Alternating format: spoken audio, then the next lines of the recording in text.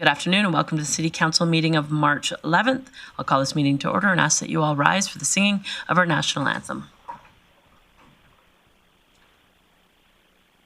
Oh, Canada, our home and native land, true patriot love in all of us command. With glowing hearts we see thee rise, the true north strong and free. From far and wide, oh Canada, we stand on guard for thee. God, keep our land glorious and free. Oh Canada, we stand on guard for thee. Oh Canada, we stand on guard for thee.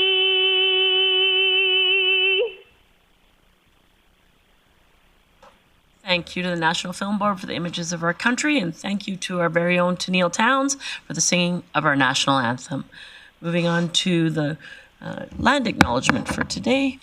Give me an opportunity. It's my privilege to read our land acknowledgement. The city respectfully acknowledges the Beaver, Cree, Dene, and Métis people as the original caretakers of these lands and surrounding areas. We are grateful to live, learn, work, and play on Treaty 8 territory within Turtle Island and acknowledge these lands have been home to diverse and sovereign First Nations and Inuit nations since time immemorial. I'll now move on to the adoptions of the previous council minutes, recognizing Councillor O'Connor. Thank you, Mayor Clayton. I move that council adopt the minutes of the City Council meeting held February 26th as presented. That motion is in order. Seeing if no one's in the queue for errors or omissions, I'll call the question. Please vote.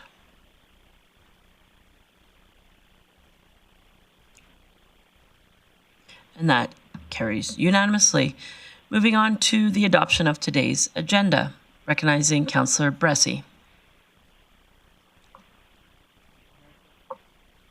Still getting used to the technology change. Thank you, Mayor Clayton. I would move the council adopt the agenda as presented. Thank you for that. That motion is in order. Seeing no additions, I'll call the question. Please vote.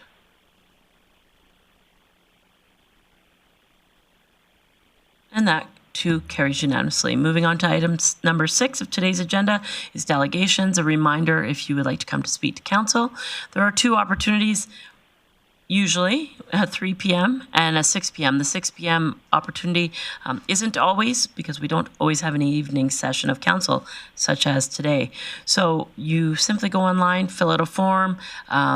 There's a really easy form. You just click it, link it, let us know what you would like to come speak to council about. With that, today we have 1 delegation. Let us know that they are coming. The Bear Creek Folk Fest. If you would like to come forward, and I'll make sure your mics are on. And if you would like to take a couple of minutes to get set up, then take 5 minutes to present to council, and then council will have an opportunity for questions. Sure. Yeah, and we just have something that we'd love. Perfect. Thank you.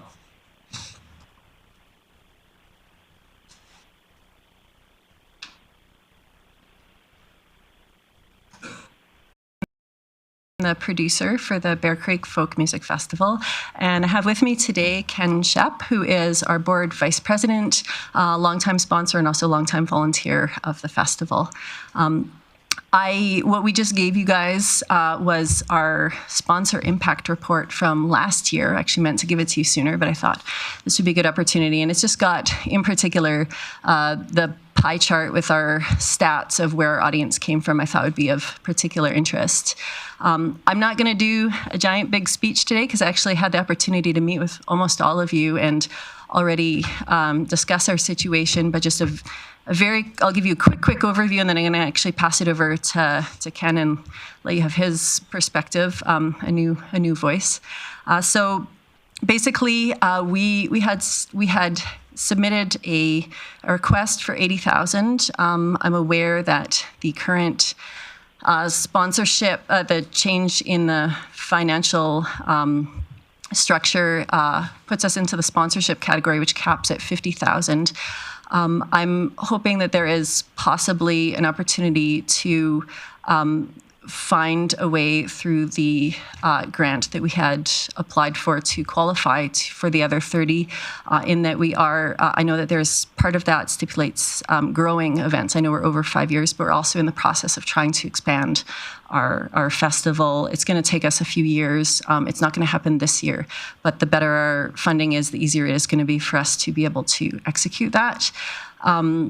Other things that I discussed with those that I was able to meet with is just the fact that although sponsorships are going incredibly well, ticket sales are off the charts. We're looking to sell out actually significantly earlier than last year, and volunteers are also going extremely well this year. We're already into mid-July numbers of what we usually see. We've crested past 400 volunteers already, which is phenomenal. We're also seeing a drastic increase in our costs. Costs have gone up by over 30% with just the last few years. And our funding structure, there is not inflation on our grants. And we really do badly need there to be some form of steady, consistent funding coming from somewhere, as we're seeing a lot of our grants are up in the air this year. We did not get our Canada Council grant, and our provincial and other federal funding is iffy as well. So we're really hoping that the city is able to help us keep that financial stability, because we know that the event has really become something that is doing really well, and I think brings a lot, including over $1 million into our local economy every year, and we're seeing more and more people coming from out of town, as you can see from that chart, the number of people coming in and even using it as an opportunity to visit family and staying extra days. It's hard to track these things, but I keep hearing story after story of people coming to Grande Prairie and spending time here because of the festival, and I'm really, really excited about that. So I'll just pass it over to Ken, because like I said, you guys always hear me talk, so I thought a new voice would be great. Yeah, I know I've had conversations with a few of you about the impact that the festival has, and I've seen most of you there as well. Even if it isn't including the social and community aspect of the festival, financially, it makes sense. From an economic point, it makes sense to make sure that we are well funded, because we bring so much to the community. One weekend is over $1 million of impact. I've spent thousands of dollars in the local downtown area myself, just buying items for the festival, for artists, writers, that sort of thing. It's a massive positive impact on this community, and we're getting there. We're getting to the point of where we will be more self-sustainable. Ticket sales are definitely helping. Sponsorships are getting better every year. That's part of why I came on board, is to help with sponsorship. But we are also incredibly careful with any of the funds that we're given. As part of the board, I can definitely tell you that Sarah is drastically underpaid for her position compared to other festivals in Western Canada, and that's partly because we want to make sure that we are at a place before we're asking for money for other people before we go out and spend it. Same thing with every aspect of that festival. The board and Sarah comb over every aspect, every detail of this festival, and every year we're getting better at cutting costs, making sure that we're not over. We want to create something that's a crown jewel of the area, and that lasts for decades, is what we're working on. Thank you. Well, thank you for your presentation. I will open it up now to council for an opportunity with questions, and I'll just remind council if it's in regards to funding, opportunities, process, etc. We'll leave that for later on the agenda. But recognize Councillor Blackmore first. Thank you, Mayor Clayton. I think it would be helpful. I know that you have mentioned that numbers have steadily increased of people attending. I think it would be helpful if you told us how many tickets you anticipate selling this year, and what percentage of those people come from 100 kilometers or more away, given historical numbers.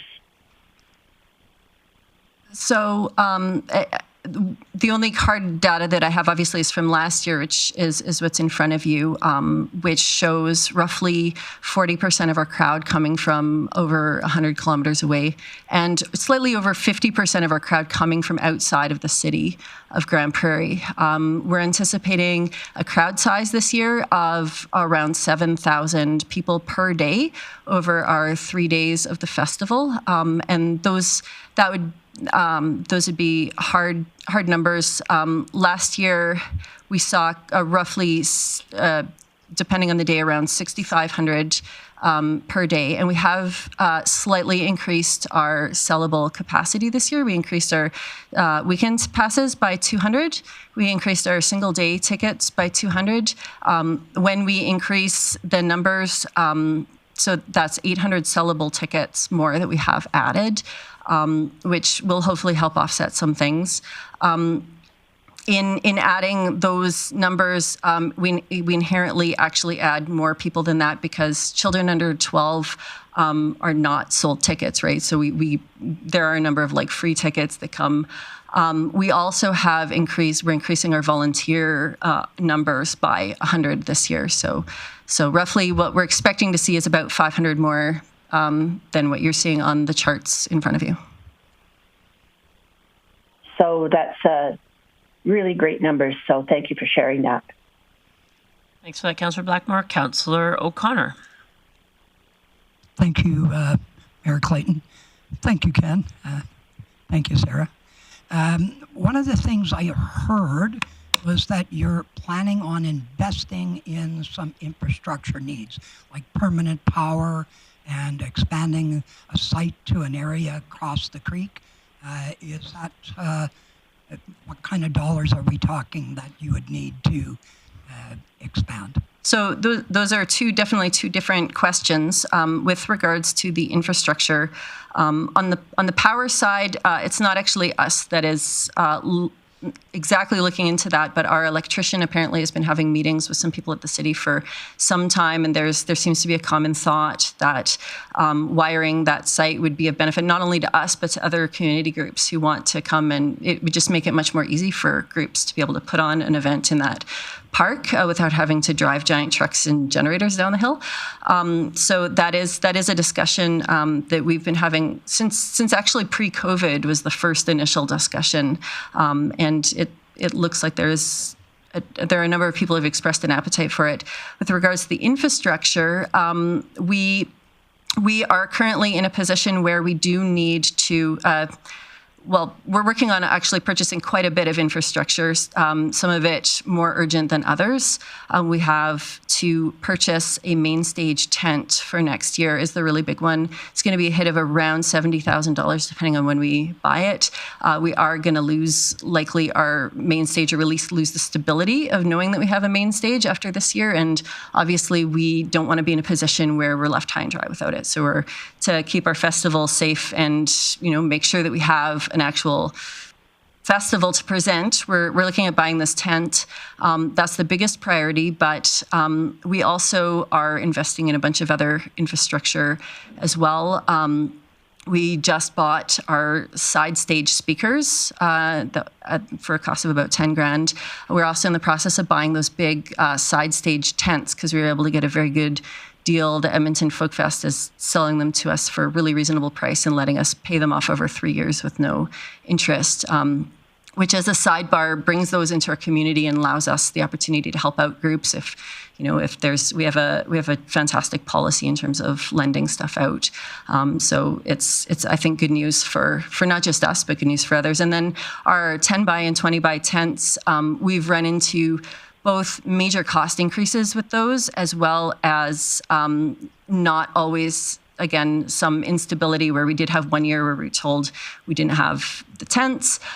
So we're working on slowly buying those as well. But all told, all of that together is about $250,000. That's all going to take us some time. The really urgent one is definitely the main stage tent, and then some of the other items. We're just working on getting as fast as we can, as well as some sea cans and other stuff. So we're working. I think it's going to take us, a few years at least, kind of 3 to 5 years to collect all the stuff that we want at this rate. If we're lucky and we manage to get some good grant funding or financial help of one way or another, but those things we are working on. As far as your question with regards to the site expansion, that is, as I alluded to at the beginning when I was talking, that is something that we've been actively working on. We've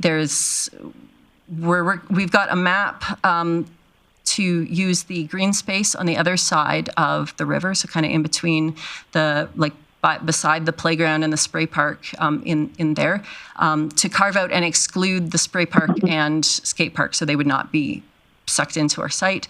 And we've been planning for some years that sometime within, it was always planned that sometime within our first 10 years, we were wanting to expand the site. It would allow us to move stage 2 over there and a couple of our other things, which opens up a bunch more space, gives us a little bit of room to move things around and create the ability to include a bigger audience capacity. It also allows us to move our vendors to the bottom of the hill, which would be a huge accessibility thing because it's really tough for low mobility people to get to the top. So there's a lot of advantages to that. It's going to come at a massive financial and infrastructure and manpower cost, though, which is why it's taking so long. It's almost like building a whole nother little festival, honestly. We're having active meetings right now, in fact, this week with the city about, or with our production team, and then we're working on getting a meeting with some of the pertinent people at the city to discuss the logistics of hopefully moving ahead next year. It's not a guarantee yet, but it's something we're actively working towards if we're able to afford it. After this year, if this year went financially poorly, it would be way too big of a risk for us to do it. We have to feel quite strong before we can make a move like that. If I can add one more thing. Also, there is one or two examples in Western Canada of folk festivals increasing their ticket numbers a large amount one year, and then the experience suffered because they didn't have the logistical side of it figured out. And then the year after that, the ticket numbers just crashed, and they're still recovering from that even several years later. So we want to take a slower, more careful approach to make sure we can still have the same experience for everyone and grow at something that's sustainable as well. Thank you. Councillor Palat. Thanks, Mayor Clayton. You guys had indicated, or you'd mentioned that we were at 6,500-ish people last year, and they're going to move up to about 7,000 people this year. What's the maximum we could do on that site without having to cross the creek or something? I'd say that's probably the maximum. I honestly feel like we're pushing it just a bit this year. I think we're good, but I'm, kind of already on the point of, I wouldn't want to push it any further than that. I think we've fully maxed out. Okay, no, and that's good to know. And then just from last year at 6,500 people a day up to 7,000, what was the impact of ticket pricing? Was there a change in ticket pricing year over year as well? I think we haven't raised the price by a lot. I think it's only by about $4 or something. It is dearly important to me that people who don't necessarily have a giant income, or that the single moms are able to bring their family, and so we really don't want to price people out of tickets. What we did do, though, is we more restricted the number of the cheaper tickets that we sold. So last year we left early birds going a lot longer. This year we put 1,000 ticket cap on that price range, and then we bumped it up to the next price range. It resulted in us selling out of early bird tickets in 4 days, where we would usually keep early birds running, until we do the lineup reveal. But so we've just been more careful that way. So there was the opportunity for people to at least get the lower price range, but if they were fast. Just a question. You mentioned you bought some tents. You bought a side stage tents now. Are those tents capable of being fully logoed and sponsored? Could you have a tent sponsor, I guess, so to speak? The side stages, we do have sponsors for each of those. So those are covered at this point. We're very careful, and we're very careful with our site aesthetics, so we don't kind of smear logos everywhere. We really want the site to have like a really, people not feeling like they're walking into an ad campaign. But there are still a couple opportunities for, we do also a main stage banner, for example, and 2 of our 3 nights are available at this point. But yeah, the side stages, each of them do have a really fantastic community-minded sponsor who's come on board for each of them. Okay, that's great. Thank you. Thanks for that. Councillor Berg. Thank you, Mayor Clayton, and thanks for the presentation. Most of my questions are for administration, but I was one of the people that had wanted to see a change in our grants move to sponsorships, because I feel, be it you or anybody else, that the city gets credit for the money that we contribute. One of the things that I recall asking, and I left the meeting fairly satisfied with, was that it wouldn't impact how we gave out that money. And I believe I even mentioned you by name. So I was in favor of it so long as it didn't impact the Bear Creek Folk Festival. So am I correct in saying that you got 80,000 roughly last year, and this year you're only eligible for about 50? So the last few years we received 75. The biggest amount that we've ever gotten was 100. We've never gotten lower than 75. Our ask this year was 80, purely because, we actually came to you for a bigger amount last year, so it's not a new ask, but mainly because we've seen a decline in our grant funding. We've lost one of our key $25,000 sponsors, and our costs are increasing so much. So we're just, trying to make up for a little bit of it somewhere. Okay, so essentially then, as it sits at this moment, it's $25,000 less. I know that you wade through a lot of paperwork. Can you identify from your end where this gap now exists? Like within your grants that you're applying for, was it all in one or was it a couple? So where our financial gap? No, with the city, that $25,000 that we gave you last year versus potentially this year. I'm just kind of curious because we did restructure it, but I'm wondering where that $25,000 access has disappeared. Last year the sponsorship fund was a $200,000 fund, and we were allowed to apply for a maximum of half of it. So our maximum application cap was 100. Now, to the best of, although I'm probably the wrong person to be answering this, to the best of my knowledge, that fund has now been split in half. So the pot that we're applying for, apparently, although this was not what I knew at the time that I was applying for the grant, is that we are now in a $100,000 pot and applying for a maximum of half of that, which is why I guess I had posed the question, is it possible to make up the difference by allowing us to qualify for the remainder of the money through the grant based on our intentions to expand? Okay, yeah, so my complex question was in a complex way answered, but I'm satisfied. Okay. Thank you. So just to reiterate, Council made a decision to change the process. The large-scale tourism fund now has $100,000 rather than $200,000, and the maximum a group can apply for is 50% of that, which puts it at 50. There is now a sponsorship group of funds which has $125,000 in it, and that is intended to be for organizations who are older than 5 years.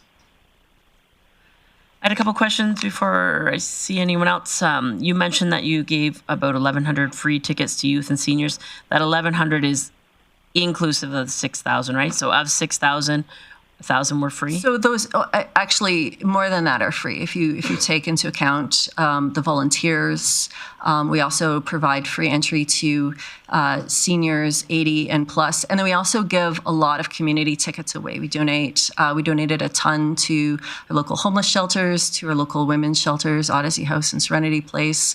We have a volunteer whose task is to go around and find other basically child services related, not just actually, most of it's within the city, but even beyond and extending to kind of the surrounding area as well. Basically, again, with our intention of the festival being as accessible to everyone without there being financial barriers.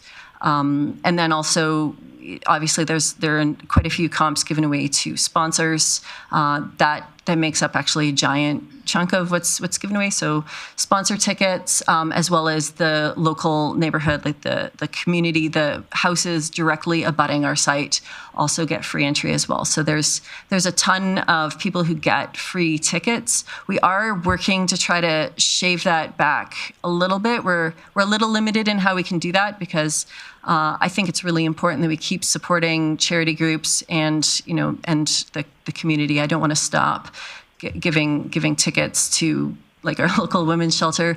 We have shaved a little bit off what we're doing for sponsors, but we're increasing the volunteers. So it's tough, but yeah, we give away a lot of tickets. So I guess I'll rephrase my question. 6,000 people on site every day? Or it was between 6,000 and at its peak 6,500 last year. So 6,500 people on site every day. Of that, how many people paid to be there? Roughly half. Okay, so 50% of your 6,500 people attend for free. That's right. Okay. And then my other question was, I think Councillor Plott asked, but I don't know if it was fully answered. Your intent is to keep the admission low for various reasons. How do you compare to other festivals in the admission fee? I think would you be the average? Would you be below average? I think we're quite comparable. There are you could find examples of festivals that cost a lot more than us. You can find examples of festivals that we're very on par with. I look at what Edmonton charges for tickets. They charge a bit more than us. They also have one more day than we do, right? And so I think we fit pretty nicely in there. I think our ticket prices are extremely fair, is how I'd put it. Sorry. Go ahead. One more thing to mention as well is Calgary and Edmonton have a little bit different funding structure because they're just larger festivals, have a larger base of people and facilities, as most of their money comes from ticket sales, whereas we're more sponsorship and grant dependent. Okay. And in other festivals that you compare yourself, like in your comparables, would they also be 50% of everyday attendance free? Oh, no. I mean, because if you look at, for example, the Edmonton Folk Fest, you'll talk about 23,000 people. Right. I wouldn't put you in a comparison to Edmonton and Calgary. So I think that our giveaways are a little bit high. Not all the festivals do the charity tickets. It's just something that's really important to us to do, but not everybody does that. Some do it. Edmonton does it, okay. But not everybody does. And then you mentioned about $1 million spent in the local community, local region. Do you have a formalized, in sport, it's called a STEAM analysis, is one stream that you can measure ROI for a community. Have you ever done a formal tourism type assessment? Because I know your operating budget's about $1 million. Yeah, our operating, but so it's just over $1 million. It's not $1 million spent by us in the local economy, but we bring in with the other tourism dollars spent, not by us. We bring in, it's actually, I believe, at this point, well over $1 million.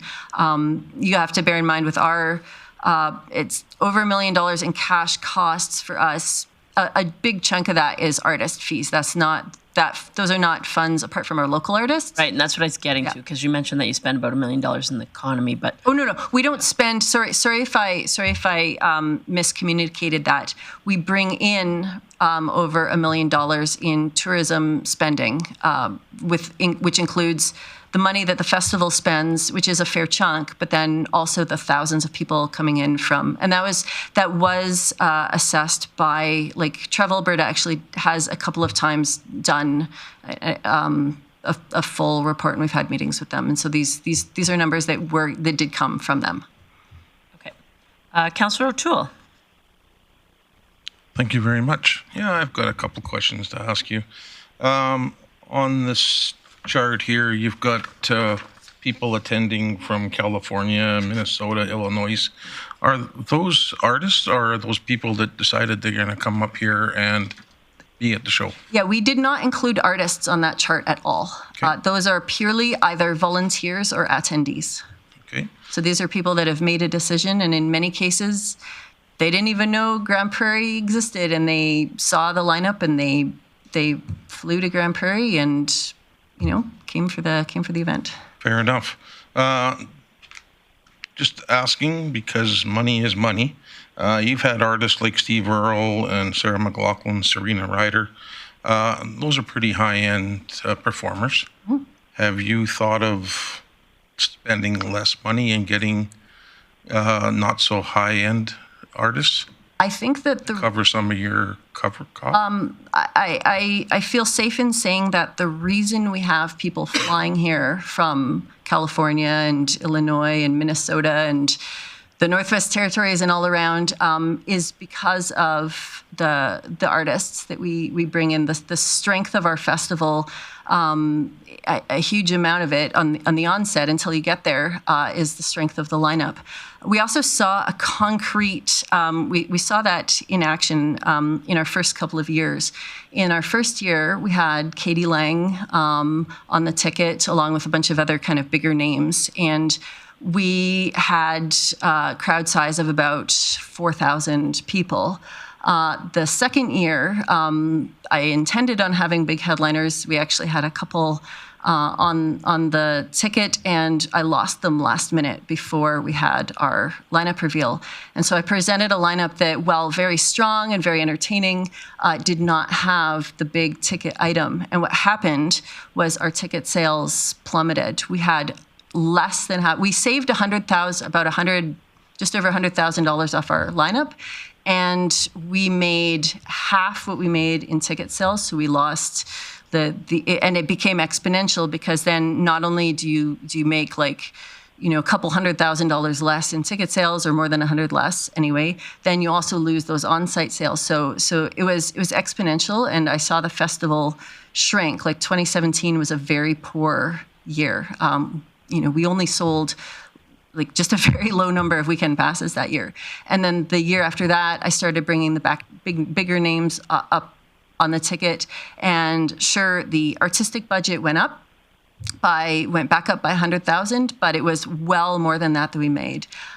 Since then, and we were sort of skating along, but it was last year where we spent the extra money and, you know, kind of in the last few years, we increased our artistic budget. And again, we're suddenly seeing this explosion of tickets, people coming from all over the place. You know, as an aside, I really pride us on, you know, giving a great festival experience, and it's definitely about more than the headliners. And a lot of the favorite artists of the weekend are those ones that people come and discover. So, you know, I certainly don't want to come across saying that we're putting it all on the headliners, but I would argue that, you know, us increasing the artistic budget has heavily increased our revenue. It's also increased our sponsor dollars. Our sponsors have gone way up since we, you know, as we announce kind of big, exciting names that get people coming through the doors and then discovering all the other stuff. Fair enough answers, but those are questions that we get asked all the time when we're spending money to support you guys and the group. And all the best of luck, and hope the weather's good. No need for eider-down coats this year, I hope. Hope not. All right. Well, I have no one else in the queue, so I appreciate you coming today, taking all the questions. And as I think you're familiar, we deal with council business or delegation business later on. However, you're fortunate today that the item for consideration is not during delegations. It's actually earlier. So please stick around. We're going to do one more report before we get to funding in regards to the Folk Fest. So I thank you, and we will continue on with our agenda. Thank you guys so much. Moving on to item number 7 under reports. The first report is our 2024 Advocacy Priorities. I will give Mr. Tarrant a moment to get set up. I'll give it to Chief McEachran for introduction, and then go to Mr. Tarrant. Thank you. Through the Mayor, Mr. Tarrant, our Director of Intergovernmental Affairs, is here today to present on an update on our 2024 Advocacy Priorities for Council. And with that, I will give Director Tarrant a moment and pass it over to him. Thank you. And through the Chair, So each year, Council for the last several years has looked at the number of advocacy priorities they have and come up with a list to give Council and administration direction throughout the year to know which things we're going to the other orders of government for and which things that we're going to be advocating for on behalf of the city and city residents. With that, we've evaluated a number of the priorities that were established last year and some of the successes that were had there, and in consultation with Council and looking at Council's strategic plan, we've identified a number of priorities that could be for 2024. So on those, just a quick list, we identified some of the key priorities that would be top of mind for our advocacy efforts. Those include our electricity distribution costs, a number of healthcare supports, and within that, specifically looking at supporting the catheterization lab and other supports at the Grande Prairie Regional Hospital, looking at the attraction and retention of healthcare professionals, and looking at increased medical training within the community. Medical first response funding, ensuring that the service that we provide through our fire department is funded by the province.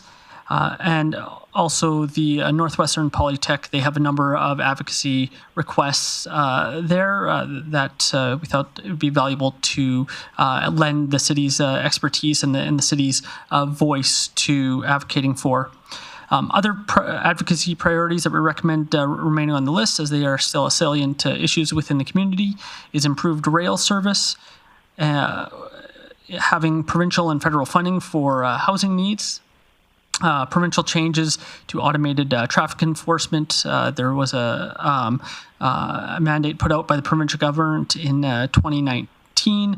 They've been reviewing the program ever since, and it's left municipalities with some uncertainty. So we're requesting that those changes be made, or those changes be brought forth, and to give us certainty into the future of the program. And the final one is immigration biometric scanning. The city of Grande Prairie does not have biometric scanning that many immigrants require for applications or extensions to their various permits. In many cases, that means they have to go down to Edmonton to access as the closest facility with these services. And we feel that this service should be offered in Grande Prairie, as it is in many other service centers across regional service centers across Canada. With that, I will turn it over to questions. Perfect. Opportunity for questions. Councillor Blackmore. Thank you, Mayor Clayton. In light of the fact that we did not receive our Housing Accelerator grant, I'm wondering if we should be moving housing needs up from the level of advocacy it's at to our key advocacy items. We don't want to have more than 5 key advocacy items, as we've discussed in the past. Currently, we have 4. I'm thinking with a 1% vacancy rate and the fact that we didn't receive funding that we were hoping for, perhaps we should be moving that up. And I would ask CAO Burke if that is something we should be considering, or if he has other irons in the fire. Mr. Burke.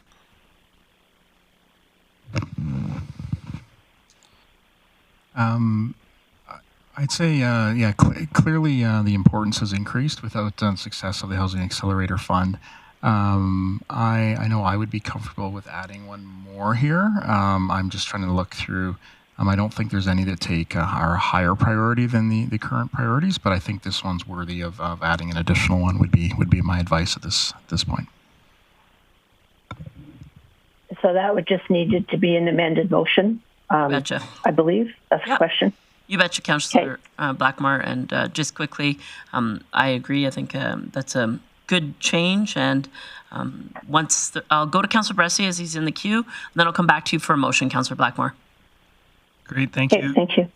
Thank you, Mayor Clayton. Yeah, 2 thoughts. One, I'm not going to fight you if that gets moved up, but for me, part of how I look at these advocacy priorities, what's our top ones, is not just what's the highest priority, but also what other voices are joining it. And for me, when I look at housing needs, that's a top priority of Alberta municipalities right now. I'm hearing RMA start talking about that. That's a lot of communities. There's loud voices, many voices yelling about housing needs right now. When I look at the other ones that are in key advocacy priorities, they all kind of are advocacy priorities that if we're not leading the charge, very few people in the province are. And so just something to consider is where we're putting that. A question I have that is actually probably more for Mayor Clayton than administration, but something that's not in here is inclusion of Aquaterra assets in LGFF funding, which I totally get because it's a list that needs to last a year. That's probably something we need to advocate for a month or two. But if we approve these, are we going to still continue to do some advocacy on that Aquaterra asset inclusion? Yeah, absolutely. I think that there's many files that we work on as an organization on a regular basis, including conversation with the provincial government in regards to our tangible capital asset, water, wastewater infrastructure. Just because you don't see it here on the list doesn't mean that we're not necessarily making it a priority. Any given day, there's a combination of those things and many others that get worked on in regards to advocacy and work. So yes, just because it's not here doesn't mean it won't happen. And I think there's many examples of things that are priorities to this council that aren't on this list. So I think that you can be comforted that, yes, we would continue to advocate the province on recognizing those assets in our calculation. I will make a comment. I do support the provincial. I'll wait for your motion, Councillor Blackmore, and then I'll speak to the motion.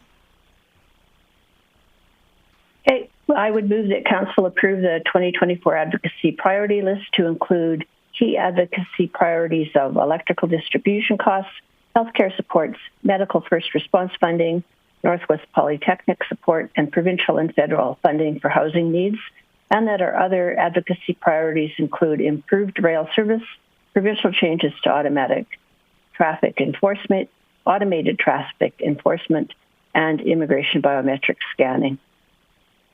And in speaking to that, I think it is, given our really low vacancy rate currently and our desperate need for housing in Grande Prairie and in Northwest Alberta, that it's important that we include that, even though we are joining a multitude of voices. Perfect. That motion is in order. Personally, I don't see anyone else in the queue, so I'll chime in. I do support it. I think that, to your point, Councillor Bressy, there are other things such as electricity distribution and that are being served by other groups as well. I think that housing, our advocacy could be tailored to our needs, and we have a little bit of a unique issue in regards to being relatively far from a major center that in turn adds added costs to building per se. Materials become more, our trades are more. And so advocating with a group of municipalities in regards to the lack of federal housing support for mid-sized cities, as well as advocating to the province for additional supports for housing needs, I think is something that's province-wide and countrywide. However, our unique needs, I think, are best told from our perspective. So I will support the motion as presented, and I see no one else in the queue, so I'll call the question.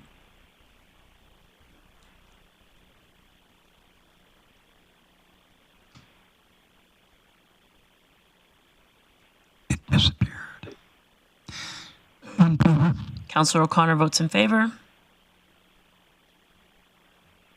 And that carries unanimously. Moving on to, there is no one else in the queue for any other business arising from that item. I'll move on to item 7.2, Bear Creek Folk Fest, and I'll turn that over to Mr. Tarrant for introduction. Thank you, and through the mayor, we have presented here today a sponsorship request for $50,000 to the Bear Creek Folk Fest. As it was indicated by the delegation earlier, the requested funds was at $80,000. A number of months ago, Council made some changes to the large-scale tourism and sponsorship funds, allocating some of the large-scale tourism dollars to the sponsorship fund. In that, the one of the impetus for that change was that the large-scale tourism fund was really intended as a startup fund and to fund festivals within the first 5 years of operation. And so the question was, where do they go after that? We had a little bit of a holdover, and some festivals were still being funded through that past the 5-year mark. However, we felt we need to have policies reflect the practice. In that, the new sponsorship policy was passed by council. In that, the maximum amount was allocated at $50,000. As the Folk Fest did submit through the large-scale tourism grant prior to the change being made, we've transferred that over to the sponsorship fund as we felt it was more appropriate, given that they have been in operation for longer than the 5 years. We did feel it meets all the criteria listed within the sponsorship policy, and we are recommending that the maximum sponsorship amount of $50,000 be provided to the festival. Okay, thank you for your presentation. I will open it up to council for questions for administration. Councillor Bosch. Thank you, Mayor Clayton. I'm happy that we did move into this sponsorship piece because, like our delegation said, after 5 years, it doesn't necessarily mean you aren't struggling. So instead of there being nothing, I'm happy that there is something. My question to administration is, now that we have to account for gift in kind values in our reporting, what do we have for the Bear Creek Folk Festival in gift in kind? Ms. Whiteway. I can speak to our community group funding. That's what we're tracking, those community groups that are specifically in there. There's a lot of other organizations that receive smaller grants and some support. So we've not been actively tracking those as often, but perhaps Ms. Cajolet has somewhat of an idea of this past year, what we may have had. Thank you for that. Ms. Cajolet. Thank you, through the mayor. So gift in kind for 2022 was estimated at approximately $4,000. That would include mowing, staff costs, some space rental. There would have been an increase to that in 2023 with the capital work happening around the reservoir. There was some need to support the turf in that area to successfully host the event. So the estimated gift in kind for that was approximately $100,000. Okay, so sorry, just to clarify, turf replacement, because the project per se adjacent to the facility wasn't completed, so we supported them with some artificial turf so that they could execute their event. That's $100,000, and then there's no other evaluation of gift in kind for the event? Thank you, through the mayor. It would be estimated that the $4,000 is included in that for regular mowing and things like that.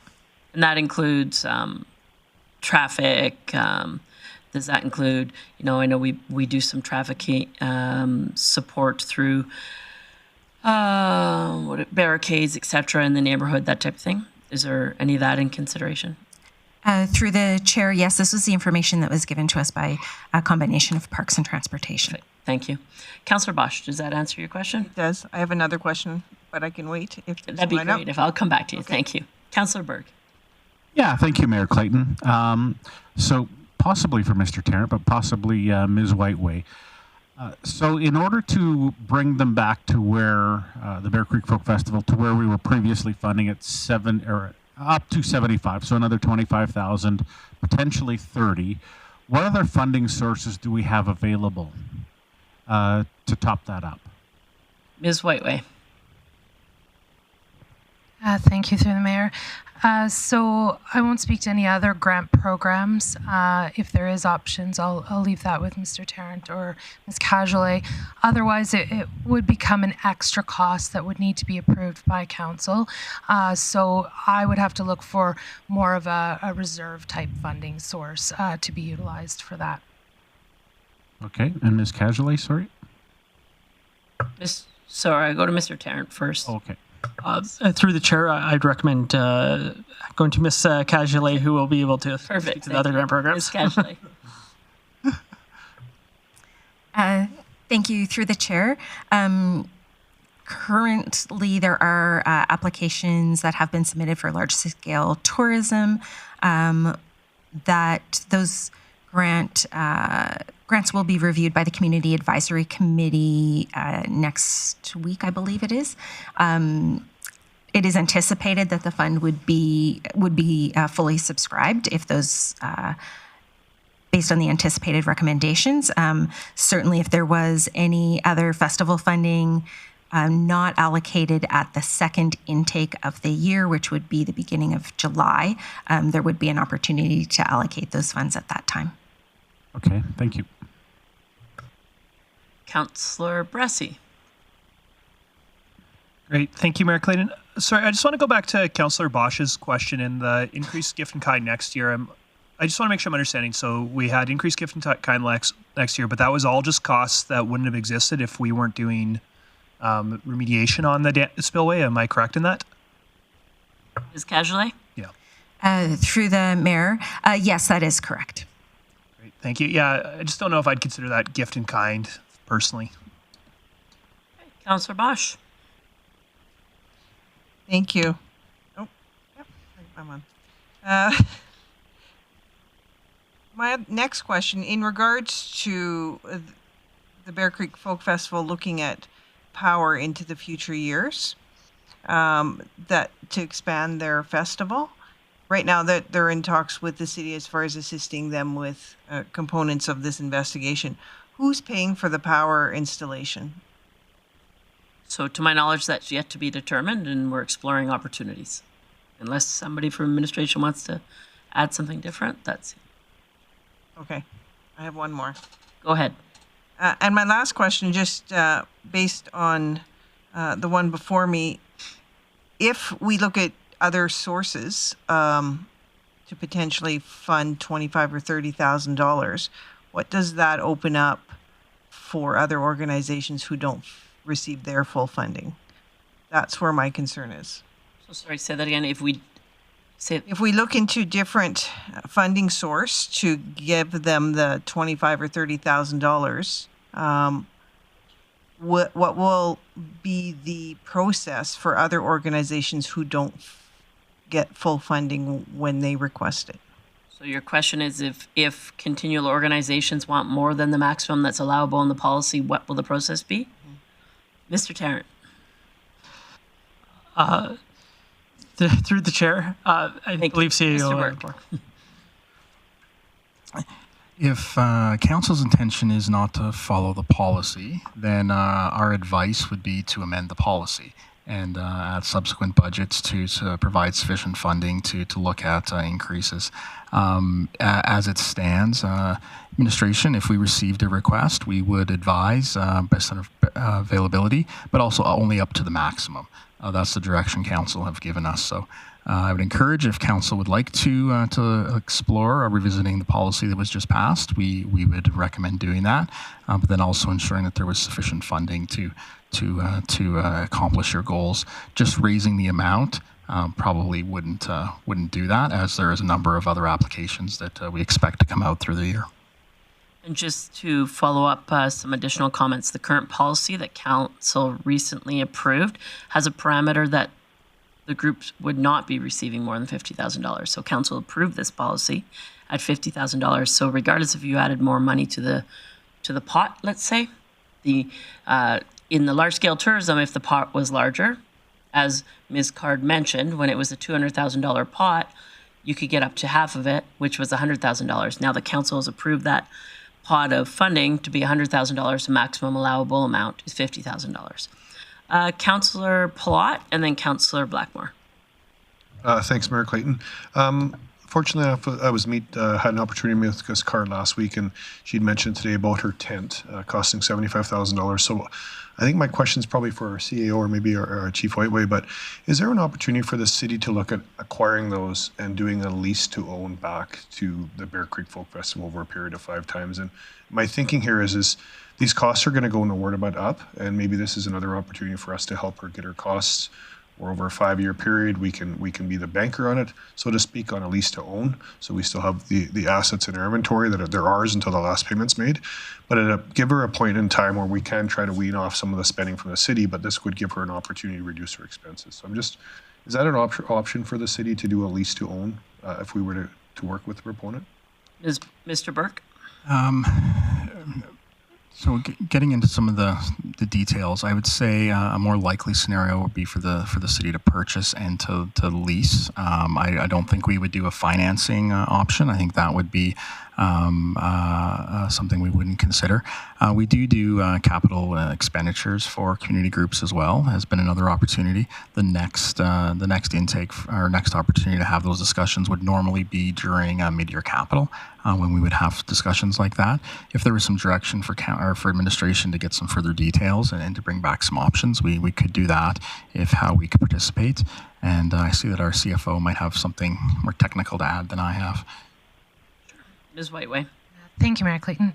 I guess just to add to that, purchases outside of our approved capital plan would require a motion from council. So it would require an amendment to our capital plan to make the purchases of assets.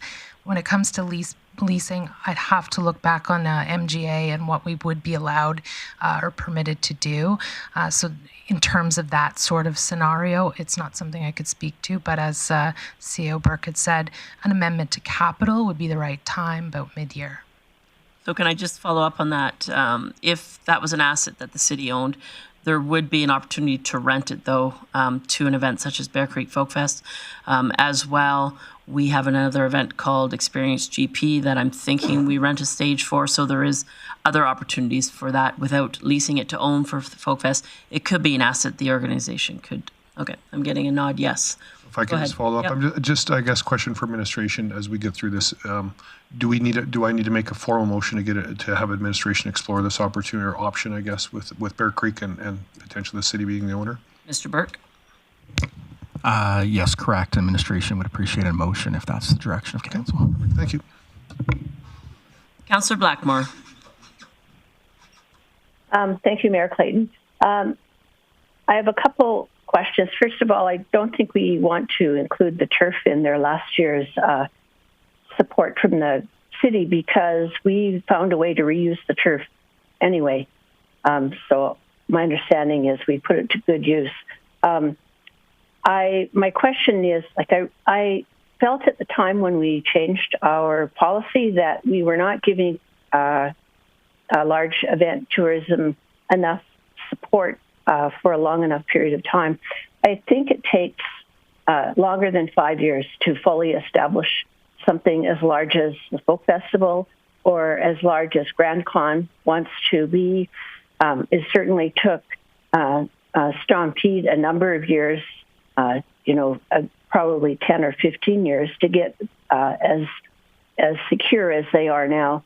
And so if we wanted to go back to change that policy to increase the number of years that we provided support, what would be the process for that? Mr. Burke. A different level of support that they were considering, that would be generally where we would have that discussion. But if they wanted to change the policy, what would you suggest? Change the policy would be something that should come up through standing committee. I believe it was through Public and Community Services Committee. So there'd be just a request to bring that policy back if there was specific direction to increase. That was separate from a funding ask. So if it was simply the policy change, that would be through committee. Different levels of budget funding would have to be full council. Does that answer your question, Councillor Blackmore? That answers one question. And then the second question is, if we wanted to increase Bear Creek Folk Fest funding today, what would be the process for today or 1 year? The short answer would be to identify a funding source. I'd have to seek some advice about whether we could increase a funding source that was contrary to a policy that's been passed by council. Council do have that authority, so I don't think I'd be too precise on that, but really it would come down to identifying a funding source today. But if we set it up as a grant, say, for example, from Council's Strategic Initiative Fund or something, if it comes as a straight grant, it wouldn't affect the policy, correct? Mr. Burke? No, if council's will was clear, we would action that. Well, I guess I'll rephrase that then. We don't make grants on the fly. And to my knowledge, the question would be if you want to add additional dollars. My question to Mr. Burke would be that you're suggesting council identify a funding source. Correct. Does that answer Councillor Blackmore? Yes.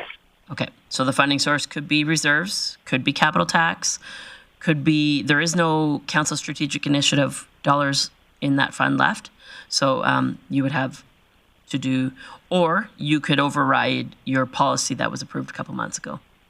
So, Councillor Berg. Thank you, Mayor Clayton. I thought we still had money in the strategic initiatives. Nope. Can I ask? Ms. Whiteway, well, sure. Ms. Whiteway, can you clarify that? Certainly. Thank you, Mayor Clayton. There's $756,000 available in Council Strategic Initiatives Fund. Okay. Some of that's been earmarked, though. No? No, that's what's available to be allocated. Okay.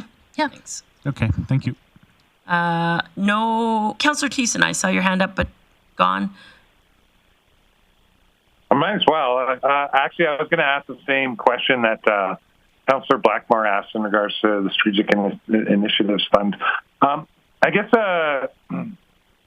probably just a comment. I know in 2016 and 2015, Council ad hoc just supported a couple sporting events, the Scotties Tournament of Hearts, the World Curling Championships. Collectively, those events were about, I believe, and I can stand to be corrected if I am wrong, but it was $350,000 for the Scotties and $250,000 for the World Curling Championships.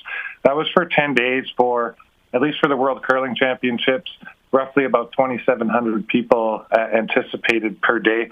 When I break that out over the long haul, it's for the Scotties, we paid about $35,000 a day to host that event just in the bid fund, and $25,000 a day for the World Curling Championships just for the bid fund.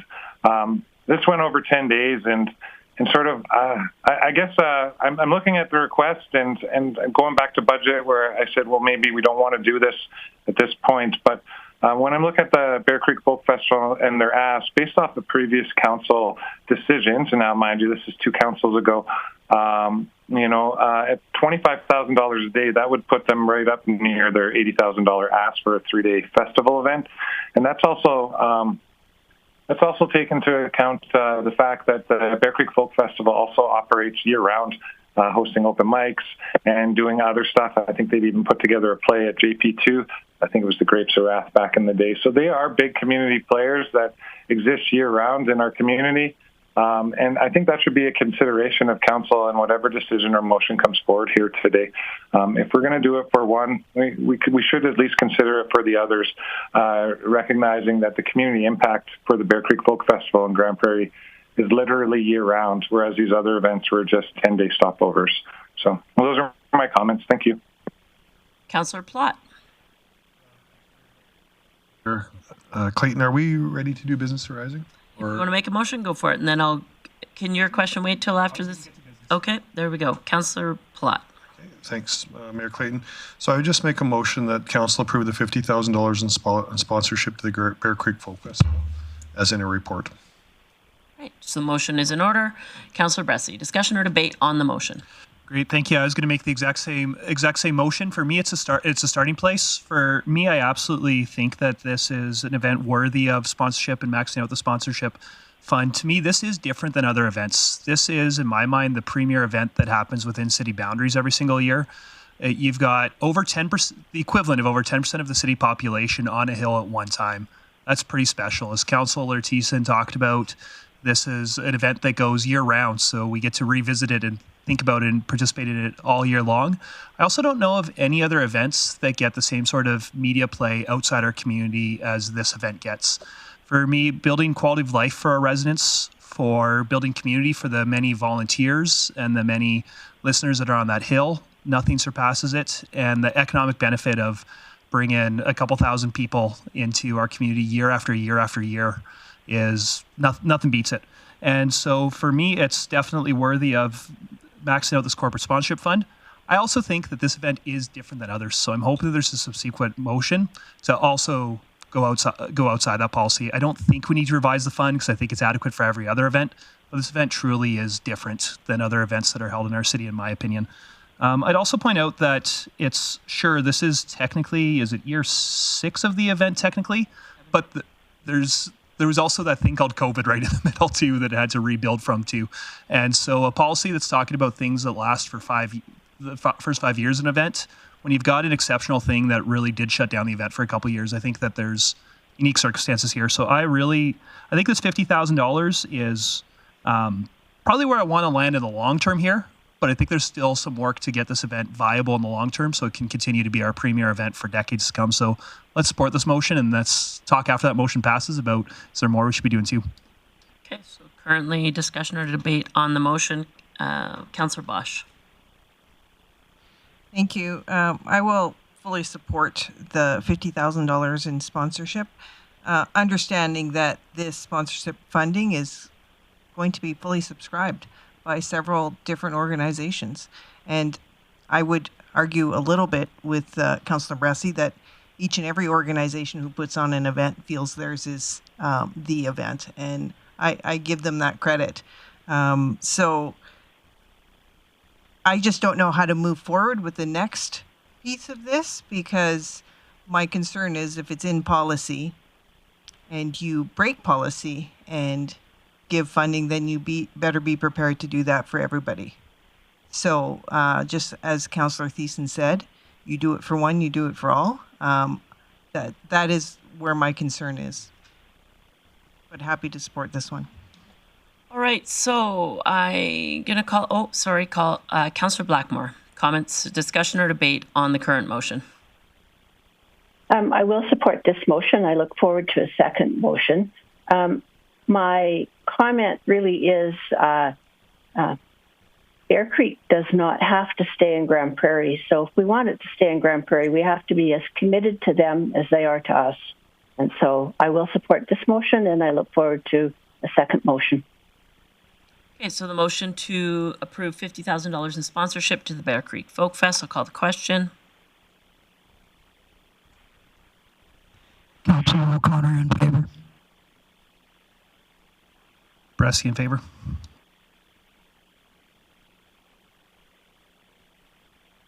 That carries unanimously. I apologize, Councillor Thiessen, I saw your hand go up. Assuming your comments were following the vote? No, I was just prepared to make a subsequent motion, getting my hand up. So yeah, they were following the vote. Okay. First, I'll recognize Councillor Berg. I too had a follow-up motion, so. Go for it. Okay. I would like council to approve to fund the 2024 Bear Creek Folk Festival to the amount of $30,000 from Council's Strategic Initiatives Fund. And just to speak to this, and I've beaten this drum since I've been elected and prior to being elected, is I want to be entertained. If there is one aspect of quality life that Grande Prairie, in my opinion, seriously lacks, is live entertainment. And the Bear Creek Folk Festival is a shining example in our annual calendar of an event that brings people together, allows us to be entertained without having to travel to Edmonton or further. Doing some quick math, it works out to just barely over $1.10 per citizen. And I think it's an excellent investment. So I'm approving it for the 2024 budget. I think that maybe council wants to reevaluate some things over the next year, be it buying tents or possible different funding. So this is only for 1 year, but I think it's something that we absolutely should be supporting. Okay. So that motion is in order. I'll recognize Councillor Thiessen. Thank you very much, Mayor Clayton. Yeah, this is the exact same motion. I think other members of council were prepared to Councillor Berg for making the motion. One thing I'll point out, and I think council knows, maybe not the community at large, but the Council Strategic Initiatives Fund is really council's fund to direct funding in the direction of anything that we think will benefit the community. So outside of council approval, there really is no there really is no holdback on this. And this, I think, motion to top up to that $30,000 will go a long way into helping the Bear Creek Folk Festival become sustainable in our community and allow our members of our community and people who are touring through for the festival itself specifically to create great memories and lasting good impressions of our community and the city of Grande Prairie. Thank you. Okay. I see no one else in the queue. I will call the question.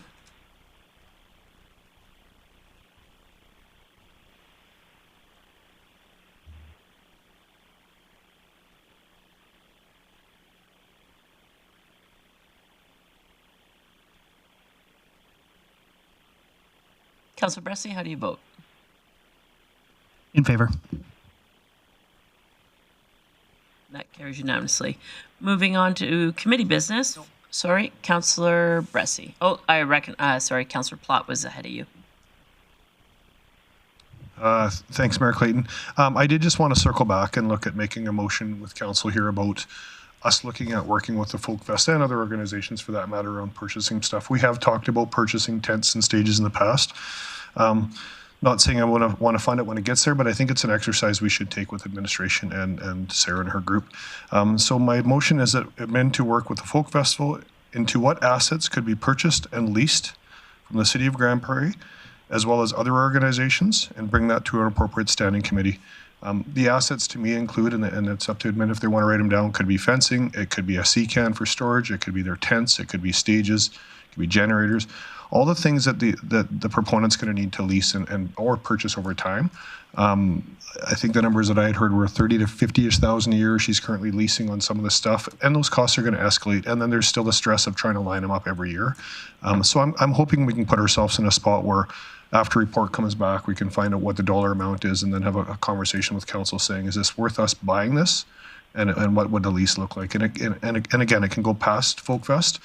My intent, though, is that it would be nice if it could be a lease to own. And I'm looking at our city solicitor when I'm saying that, because my intent would be really nice is if we could work into a spot when that report comes back that we could have a spot where we do a lease to own with them. And I'm not sure if the MGO prescribed that, but that's for another conversation. But that's my motion for today.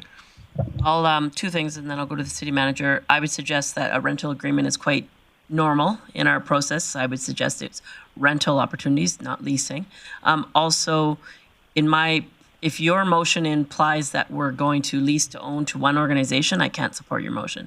If the asset then in turn becomes available to other organizations, then that makes more sense to me. If we get into, owning assets that are available to many user groups, then I'm fully in support. No, my motion was or other organizations, but okay. I'm okay with it being that way. That's my overall intent, but that's another debate after the report comes back. All right, so I'm going to go to the city manager, and then I have a couple other people in the queue. I don't have the exact wording in front of me, but we would take the motion as a discussion and bring back a report, just more in the broad sense there as opposed to any specific direction. The one, and it might come up in the wording, I appreciate it would be for other organizations to utilize. Just how I heard the wording, though, and maybe the clerk can confirm, is it kind of expanded beyond the scope of having this discussion with Bear Creek Folk Festival at this time. I think that's a good place for us to start. But if this was a broader discussion, and I just want to get some clarity from the mover that the intent was this was a discussion to start with Bear Creek Folk Festival. Those assets could be available to others, but it wasn't for us to go a broad swath across community organizations looking at asset requests at this time. So I guess I'm just seeing it come up in e-script right now. If the wording added for festivals and to an appropriate standing committee, I think would be the intent of my motion. So if I could, do you mind if I help you? Yeah, we can wordsmith here. Council direct administration to bring back a report with, after consulting with Bear Creek Folk Fest, to acquire assets that could be utilized by organizations within the city of Grande Prairie. Yeah.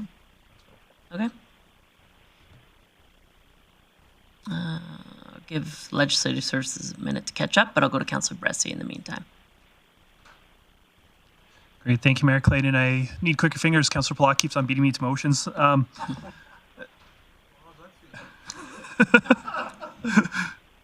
get it. And I think for me, what this, I think for me, and maybe it doesn't need to be changed, but for me, what I'm hoping we get at is basically what I want to know is what are the capital investments the organization needs to make in the next few years that we may be able to assist with. And I think once we see that list, we can start having conversations about, does it make sense for us to buy it and gift the use? Does it make sense for us to buy it and rent it? Does it make sense to just give a grant so they can buy it? To start with, I just want to see the list of what's needed.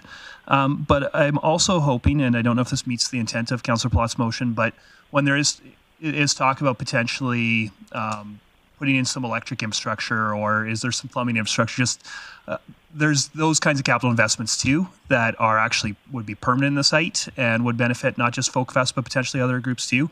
And I'd like to have that information in front of me as well. So I'll just ask Chief Glavin,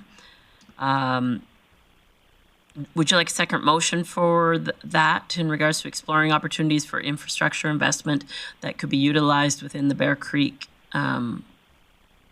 corridor, park, etc.? Yes, please. Okay. So we'll come back to you, okay? Okay, so motion has been, and I think it's sort of what you intended. I think that to acquire assets, which in turn could be rented from other organizations, but they're not going to be utilized for free, just so we have on record. But I think that it meets your intent, Councillor Plott. All right. So, Councillor Thiessen, I almost missed you. Yeah, thank you. I'll be in full support of Councillor Plott's motion and any subsequent motion around electrifying that site. I've had some discussions with members from ATCO who just approached me on the site in Folk Festivals past and gave me rough quotes, and I said, I'm not sure if the city's there. And I do believe it came across a budget item, and we opted not to do it at that point, but I don't know how expensive it was. My memory's not that good. One thing I do want to remind council of in this, which I think is good around the intent of the motion, especially about purchasing those tents, is when we did our centennial 100th anniversary for the city of Grande Prairie, we certainly purchased a whole bunch of tents for the Grande Prairie Live Theatre, and they're being stored and have been shared out and used, but primarily they're for the use of the Grande Prairie Live Theatre, the Street Performers Festival, and stuff like that. And that was something that we did for them out of the 100th anniversary, kind of the kindness of our heart sort of deal. And we had said, well, as long as you share nicely in the community with those tents, which they have. They shared with the Folk Festival. They shared with several other events there. The other thing that I'd just like to mention around the tents, now the Bear Creek Folk Festival tents are fairly specific. They do, as somebody who's taken down those tents in years past and seen them set up, they do require a lot of hands and a lot of sometimes equipment in order to erect those things. So I don't want council to go down a path where we might mislead ourselves when we say, well, we can set that up in the downtown and keep it as a city asset. Sarah would probably be a better person to answer this, but I don't believe that you can set those up fairly safely or without a lot of extra weights down on a concrete street. So those are just considerations. The other thing is in times past, we have helped out other organizations, whether that's waiving the fees for the Storm to play in the Bonnets Energy Center, or even consolidating their debt into ours so they didn't have to have high debt. I think this is an opportunity for us to work with an integral and very willing community partner to see where the benefits can be mutual across our community. So I would just I'm going to support this motion. I encourage council to support this motion, but I don't want us to set our expectations too high. How I see this and how my vote's going, I think similar to what we did in the 100th anniversary for the GPLT and those tents. But that's how I'll approach this going forward. I think it's a good motion. I think it'll do a lot, not only to reduce, future grants that will be asked of from the festival to ensure its future successes, but by reducing the cost of their overall expenses, whether that's electrifying the site or purchasing these tents and finding a way to put them into use, I think are all good things that festival would gladly take in reducing their own expenses. So in this, I'm fully in support, and I encourage council to support as well. Thanks, Councillor Platt. Thanks. All great valid points once we have that report back. So I'll call the question.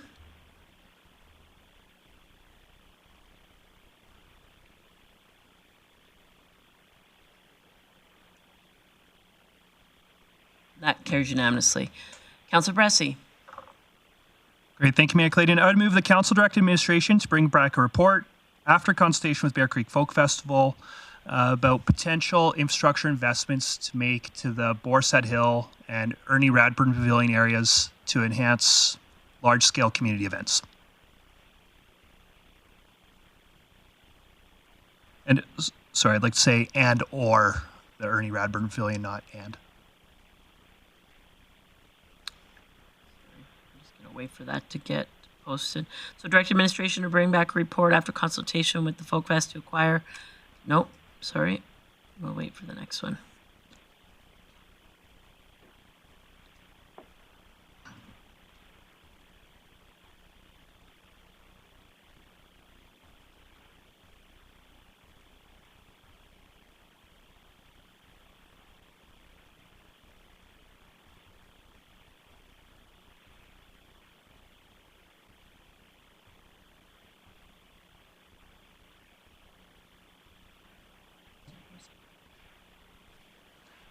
The Borstad Hill and or Ernie Radbourne Pavilion areas.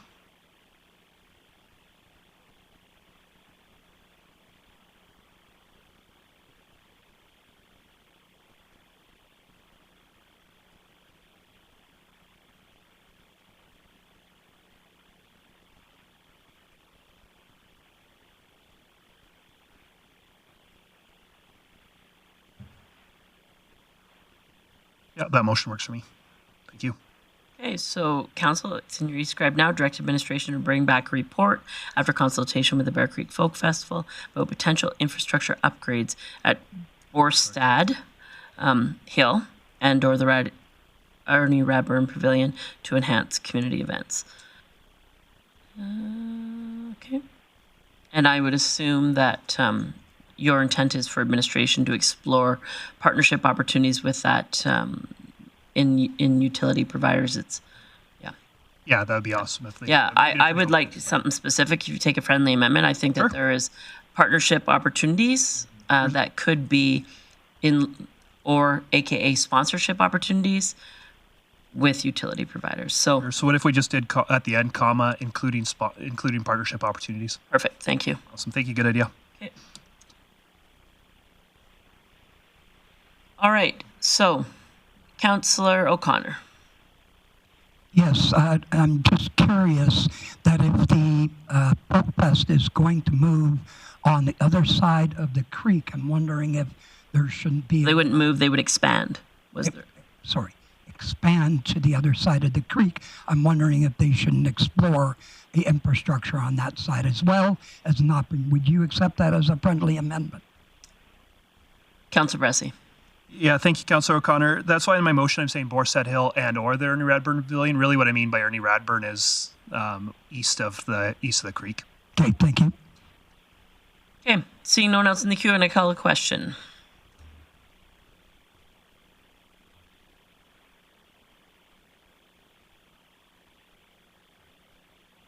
That carries unanimously. Any other business arising? Seeing none, I'll move on to committee business. Thanks, Mr. Tarrant. First, under committee business today, the Financial and Administrative Services Committee. The meeting was on March 5th. I will turn it over to Councillor Plott for introduction. Thanks, Mayor Clayton. I just make a motion that Council adopt the minutes of the Financial Administrative Services Committee held March 5th as presented. That motion is in order. I will call the question.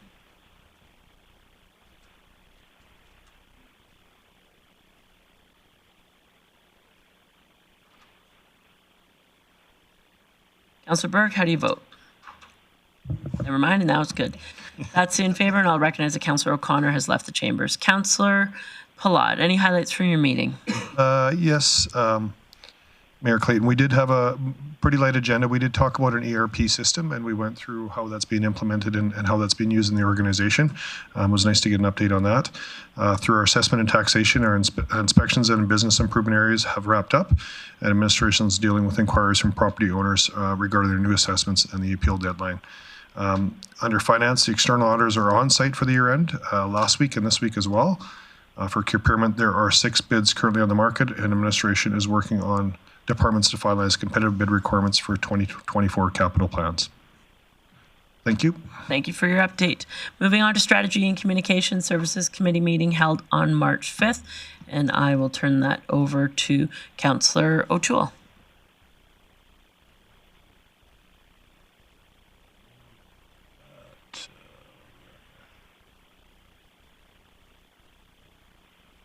Just when you think you got things working. Please accept the minutes of this strategy.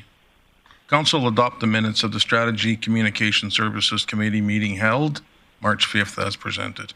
A motion is in order. I'll call the question.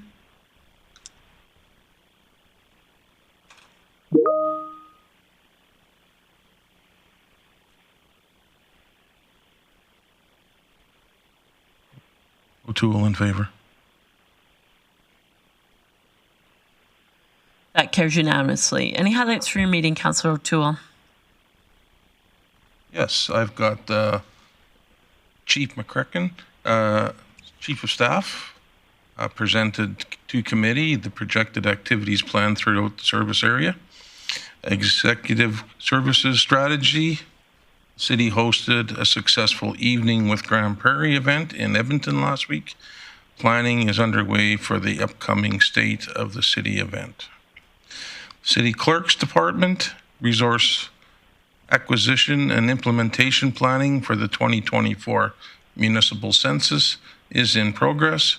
Corporate communication, the following announcements have recently been issued. The city was awarded $200,000 from Forest Resource Improvement Association of Alberta for vegetation management project. Residential snow clearing resumed February 29th. We don't want that to happen again. Parking was reinstated on permanent snow routes, and the city is hosting a Ready, Get, Set, Go event presented by Overteen. Access of GP accessibility. Access GP successfully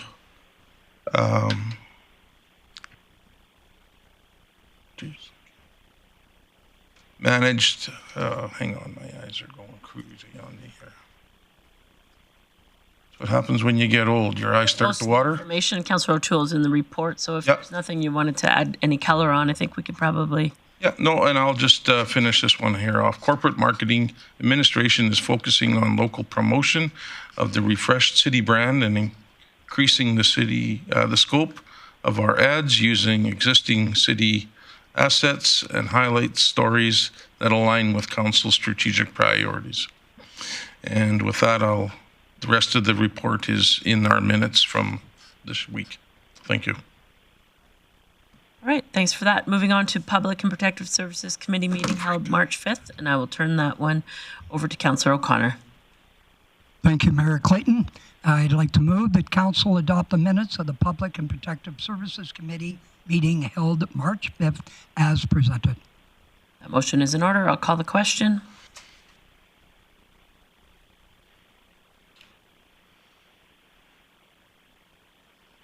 That carries unanimously. A couple items of business. Councillor O'Connor. Yes, under grant recommendations, I'd like Council approved funding allocations as presented in Appendix A. Would you like me to list any of those off? No, I think it's in Council's package. So unless Council, the motion is in order, opportunity for discussion or debate on the motion.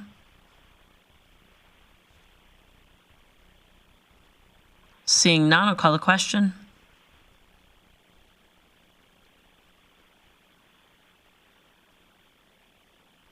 And that carries unanimously. Councillor O'Connor, you had another item of business. Yes, thank you, Mayor Clayton. I'd like to move council approve amendments to Policy 202, ICE booking priorities, and Policy 213, ball diamond priorities.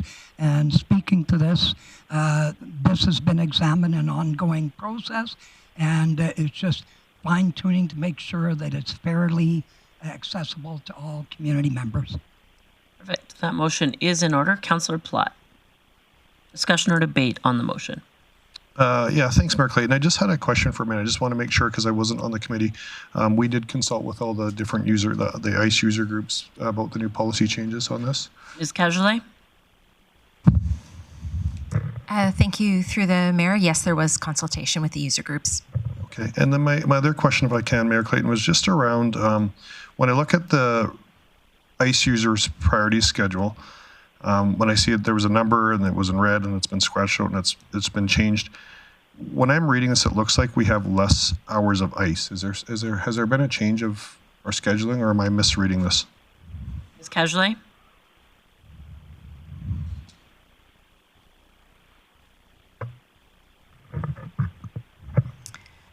Thank you. Through the chair, there would be a different allocation of the ICE, but not less time. Okay, so we haven't changed times. It's okay. So just then the report is we're using those numbers are switched to different user groups. Through the chair, that is correct. Okay, thank you. So that motion is in order. Sorry, I'll call the question on that motion. Seeing no one else in the queue, please vote. Councillor O'Connor in favor.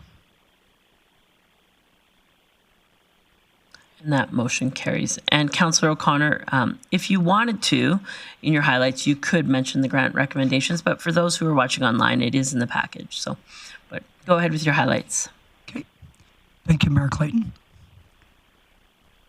In mobile outreach, administration continues working to alleviate pressures related to extreme weather conditions for our homeless population. Thank goodness that the temperature has dropped or risen. RCMP, the Community Engagement and Diversity Group unit, has been conducting proactive engagements at Sunrise House and numerous schools, as well as conducting traffic operations at elementary schools. Fire Department, CAP Fire, Fostering Independence, Resilience, and Empowerment, has received tremendous local business and industry support in the form of donations and gift in kind.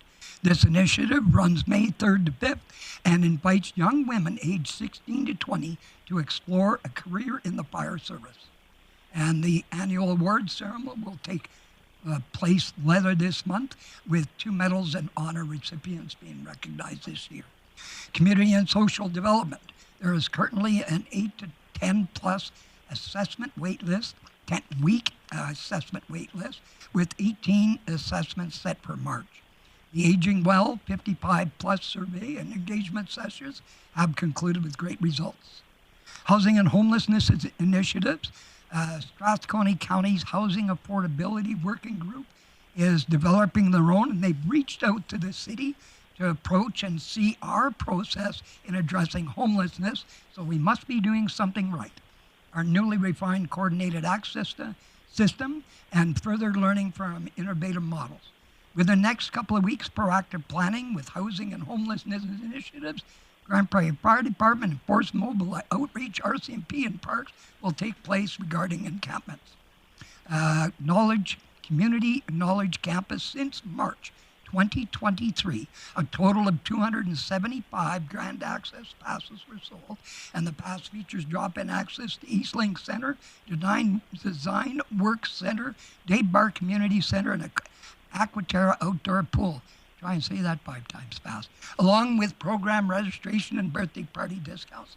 The Design Works Center will be hosting the Under 15 Female A Tier 2 Provincial Championships March 29th to 31st, and this event will bring together 6 teams from across the province to compete for the gold medal and the title of top Under 15 female team in the Tier 2 division. And lastly, Canadian Controls. CDN Controls. Held a public free public skate on February 25th with over 100 people in attendance. With that, that's my report. Thank you. Thanks for that. Maybe council and other committee updates, we can just have a few highlights as opposed to the whole service area update. I appreciate that. Thanks. Moving on to operational services. The committee meeting was held on March 5th, and I'll go to Councillor Thiessen. Thank you very much, Mayor Clayton. I would move that council approve the minutes of the Operational Services Committee meeting held March 5th, 2024. Thanks for that motion. That is in order. I'll call the question.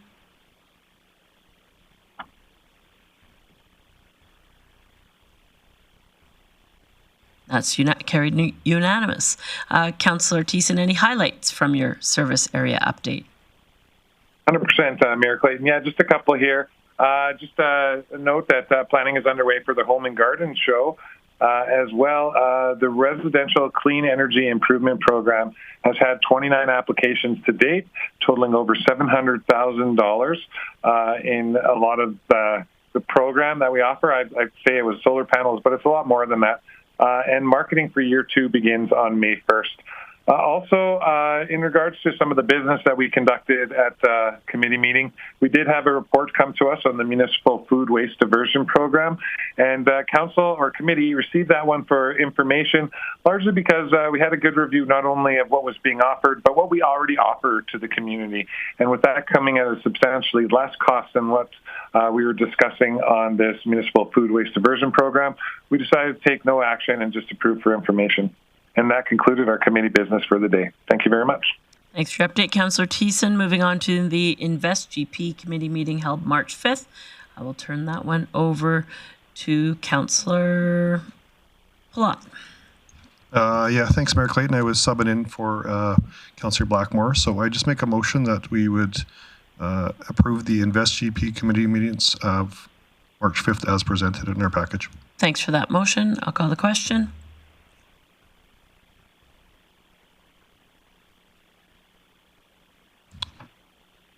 Councillor Plott in favor. And that carries unanimously. Any highlights from your meeting, Councillor Plott? Yeah, thanks, Mayor Clayton. I'll just highlight a couple. Economic development let us know that there's been 9 new businesses were issued between February 5th and February 18th. Of these, 6 were commercial and 3 were home-based. Our rural renewal stream recent statistics included 92 candidate endorsement letters issued, 27 employer applications received, and 424 positions available to qualified employers.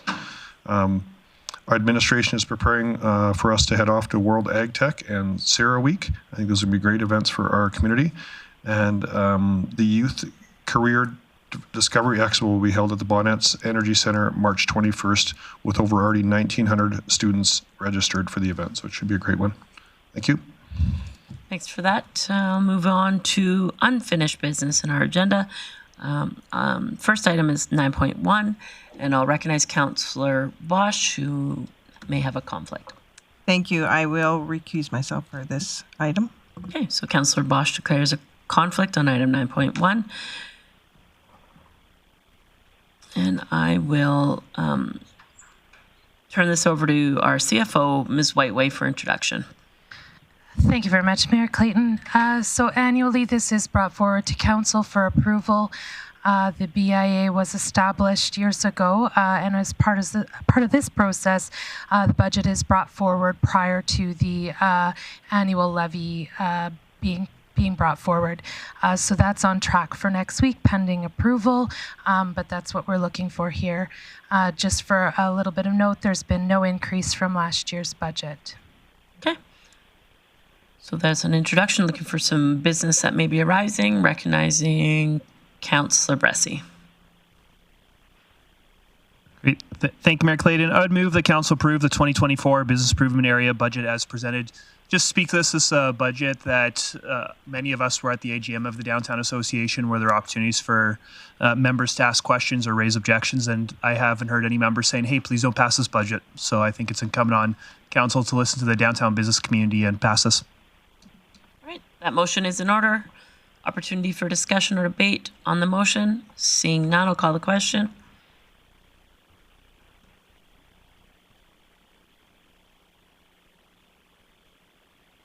And that carries unanimously. We'll give Councillor Bosch, a moment to come back in. And then we'll move on to item 9.2, which is the Stormwater Drainage Bylaw update. I will turn that one over to Mr. Glavin for introduction. But just gives us a moment, as I'm now down 2. Okay, perfect. Let's just give it. There we go. Perfect. Mr. Glavin.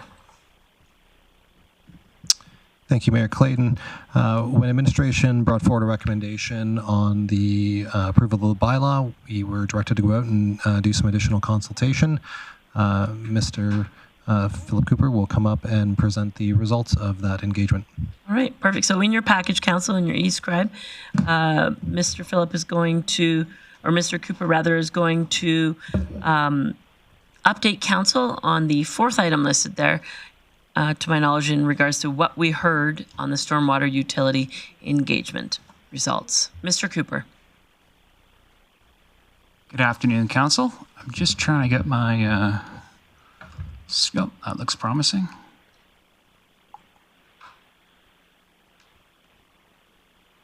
Or not.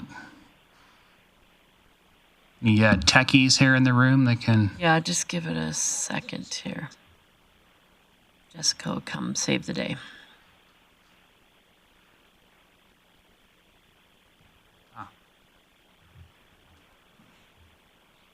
You got to push it in harder, apparently, so apologies. Okay, so I'm going to be providing a quick overview of the outcome of the recent engagement session that was held on February 27th. So before I delve into that, for the folks that are watching at home, I do want to identify that this package is available not only in the council package as before council, but also will be posted to the city's website as well as the city's engagement website with the address showing here. So in terms of reaching out to the community, we did a couple of things. First of all, we held 2 open houses on February 27th. We created 4 utility charge estimator tools, and those were done to explore each of the 4 models that were before the public for feedback. So the tiered model, the flat fee model, the billing units model, and the bracket model. And finally, as is often the case, we offered an online survey, which ran from February 23rd to March 3rd. In terms of encouraging participation, we did quite a bit of social media to get the word out. We provided earned media opportunities, so by that I'm referring to news releases. We also encouraged our team at Access GP to discuss the topic with those calling in and provide information on the event itself. And finally, we had content on not only the city website, but again, the city engagement website. With respect to the engagement itself, this is the IEP2 public participation spectrum, and this particular form of engagement fell within the range of inform and consult. And examples of that include things such as fact sheets, websites, open houses under inform, and for consult, surveys, focus groups, public meetings, public comments. So we had, in this particular example, web content, open houses, and surveys. Some general statistics regarding the website itself. We had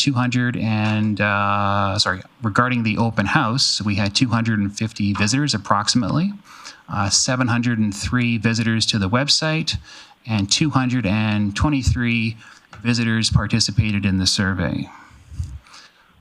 Within the survey, I'll focus on that next, there were a total of 8 questions, so they explored a couple different areas, including things such as your property type, understanding the charge and budget, were any further details needed to comprehend the information, discussions on impervious area and the appropriate method to distribute costs.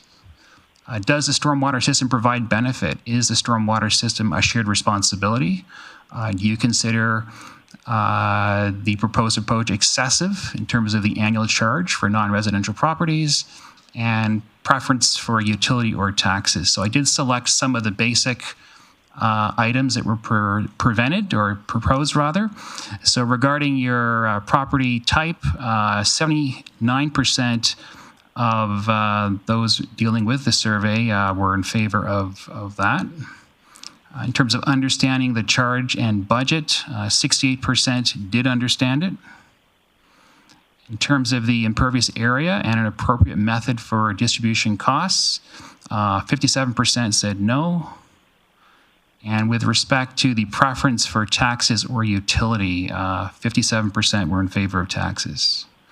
Some general survey highlights. There were concerns around fairness and transparency of the proposed stormwater utility charge, concerns about the impact of the new charges on residents and businesses, particularly on affordability and competitiveness, and concerns about control over costs and escalation of charges if managed by a third party. And that was a little bit of confusion around the role of Aquaterra, which a lot of staff spent time clarifying throughout both the morning and afternoon public engagement sessions. And some final comments. Opposition towards additional tax increases were a common theme, or new charges. Some support for switching to utility charge, but with concerns around fairness and impact on businesses. And finally, requests for exemptions for certain entities such as churches and nonprofit organizations. So those are the main themes that I've pulled from those results. And again, for the viewers watching at home, this information is available in its entirety on the city website, the engagement website, as well as in today's council report. That concludes my presentation. Thanks, Mr. Cooper. So, Council, an opportunity for questions in regards to the engagement. Seeing none, thanks, Mr. Cooper. Now I'll go to Mr. Burke. Thank you, Mayor Clayton. Just a reminder, a month ago there were 4 components to the motion, including public engagement. That was the information that the new information that we brought back today is the conclusion of that what we've heard report. That was the final piece of that motion. A month ago, the motion council passed was to defer a decision on the bylaw that was proposed at the time, and so we're now at that point. There are different scales of these options, but I'd say the 2 primary options today are: should council wish to proceed in shifting to a stormwater utility model, to direct administration to bring a bylaw with a specific model to a future council meeting for approval. If council chose not to proceed at this time, our recommendation would be to pass a motion just to receive for information, and we could go from there. But there are other alternatives between those 2, but those are the 2 primary options. All right. Thank you for that. I will now look to council. Opportunity for, I guess, questions for administration or any business arising. Councillor O'Connor. I'd like to move that we accept this report for information. Okay. So that motion is in order. Discussion or debate? Councillor Platt. Thanks, Mayor Clayton. Yeah, I'll support that motion. We've had a lot of time to mull this over, and I want to thank administration for all the work that they've done to get to this point. If this motion does pass like this, I know we've talked about this for quite a while, and there's been a lot of work into it. I think this is one of those ones for me, after going through the modeling and all the work that administration's done, I can't land on a model I like, and I can't get my head around some of the administration fees, so I'm in full support of this motion. But I want to thank administration for the work to get to this point. Councillor Bressie. Yeah, thank you. I've been struggling with this one because I really do actually think that we should have a stormwater utility model in this community. I think that it makes sense to allocate based on hard surface. I really don't like property taxes. I think allocating the cost of all services just based on the value of your property isn't a fair way to do it, and getting some services to a more fair way of doing it makes sense to me. I think that I like a model that could potentially incentivize people to shed less stormwater off their property. I also constantly hear residents tell me they expect their taxes to be on par with other communities. And if we're going to have our tax on par with other communities, that means we also need to first focus on spending, but our per capita spending is bang on average with other communities. A lot of them do charge a stormwater utility fee. We don't. If we want tax on average, that means other revenue needs to be there too. So I do think a stormwater utility model would be best for the community. At the same time, I don't think we've done a good job of bringing residents along on this. I don't think that we've done a good job of communicating the impact of this going into this budget year, and I don't think there's urgency behind this. So for me, I'm not ready to vote in favor of passing a stormwater utility bylaw in 2 weeks. Therefore, I'll be supporting this motion. I also don't think this is a conversation that should be dead. I think this is something that, as I talk to residents, I think there's still some conversation that could be had on this. For example, when I see a lot of residents say that they don't believe that stormwater services are an essential service. I don't think they're really understanding what these services are, because I'll tell you, when somebody's house floods, we get phone calls about it. And when there's a drain frozen in the spring, we get phone calls about that. This really is an essential service that I don't think we've done a good job helping residents understand. So I want to park this for today, but I do think we should be having ongoing conversations with our residents about what is a stormwater system, what ongoing investments does it make for our community, and what is the most fair way to distribute those costs. Councillor Bosch. Thank you. I'll just be quick. I will support this motion. I am just struggling with the many inconsistencies between property owners within our city. I have to tell you that I appreciate administration working so hard on this and answering every question and, triple answering the same. I can't do this to them. So for now, we'll probably bring it up at some time in the future. I'm not sure at what point or what year, but for now, I will go with this motion. Councillor Berg. Thank you, Mayor Clayton. I too will support it. I do believe that we do need to pull stormwater from our taxes, but when we do that, it has to be fair. And it is very complex, and so again, no blame to anybody that we haven't landed on a model that we can agree on, because again, it is complex. So it is critical that this be fair and balanced, and I don't think we've hit that quite yet, so I'll be supporting this. Councillor O'Toole. Yeah, I will. I'll be supporting this motion for the same reasons that everybody else that spoke. I don't think the process. I think the process went well. I just don't feel that it's a fair process right now with different property owners, different gravel, pavement, grass, dirt. I get it. I understand. But this is probably one of the most complex things that I've had to deal with on council, in the little tiny amounts that we've gone forward with. I agree. I think we need to reevaluate this and come back at another time when we as council really feel that we've got the answer and administration's got the answer. But right now, it's a hard time on businesses right now with coming out of COVID, and I know there's not going to be everybody's in the same boat, but money is money, and if you can save a little bit, or at least have a good understanding where your money is going, and be fair about it, businesses understand that, but they also understand that their increase in a fee hits them blindsided, and we just need to come up with a way of explaining it to them, showing them, and dealing with some more concerns. And so I will be supporting this motion. Councillor O'Connor to close. Thank you, Mayor Clayton. Mayor Clayton. Oh, my apologies. Mayor Clayton. My apologies. I see two councillors online. Councillor Blackmore. Yes, thank you, Mayor Clayton. When this utility was first raised at City Council and we started talking about it, it struck me that the current way that we pay for stormwater is not fair to everybody because it's paid through taxes, so it's not a user-based system. So I really had great expectations that we would be able to find a model that was, in fact, more fair than the model we currently use. And I have not discovered that that's happened. It seems to me the models that we've looked at are increasingly unfair to an increasing number of people. And so I will support the motion on the floor, and I will not support stormwater utility coming back to council at any time in the near future. I would need to see that there actually is more reasonable models out there than were presented to us. Having said that, I know that our administration did a lot of work on our behalf, and I thank them for that. And I also noticed that the engagement sessions that were held in the last couple of weeks are probably the best work I've seen our communications staff do.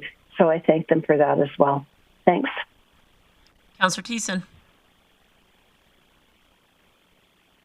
Thank you very much, Mayor Clayton. Well, I'll leave it to Councillor Blackmore to take 3 out of 4 of my points, but she did not take my final point. But I too will support this motion, and I too want to thank administration. The council really tasked administration across departments to really try to put something together that was digestible, tangible, usable, and what council is looking for. By the sounds of it, I thought my vote might be needed today to go this way, but it sounds like we're getting close to unanimous.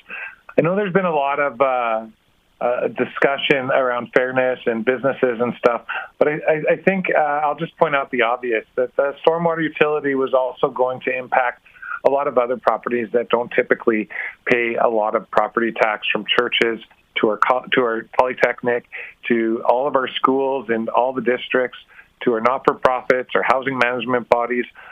Believe it or not, we had a couple great engagement sessions around the community, but I believe there were so many other members of our community that were watching and asking for us to maybe either hit the pause or to just kill it altogether, or to come up with something fair, which to that degree, when we add that level of complexity, then we're starting to talk about creating a whole new utility. And that's just not what we have the capacity in our council or in our city right now to develop and do. I believe in our staff, and I look forward to the great work that they're going to do forward coming on from here. So I will support this motion. I also want to just get in the queue for a second, just to say that I won't be sticking around for a roundtable. I'm cutting it short for time to get back to my MC duties at the Asher Home for Housing Conference here in Calgary. But really happy to be able to phone in today and to have this discussion and do my job on council. So I look forward to the vote. Thank you very much.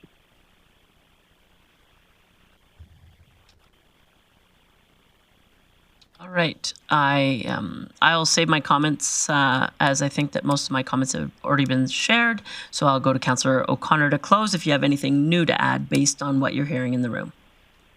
Thank you, Mayor Clayton. Again, thank you to staff for all the hard work that you've done. It's just not the right time. We need to support our businesses, and we need to support our churches and our schools. And I feel that this was a little out of balance for me. And we need to earn the trust of our citizens in this community, and we need to stand behind them. Not to take anything away. Understand it should be taken out of our taxes, but not at this time. So please vote in favor. Call the question.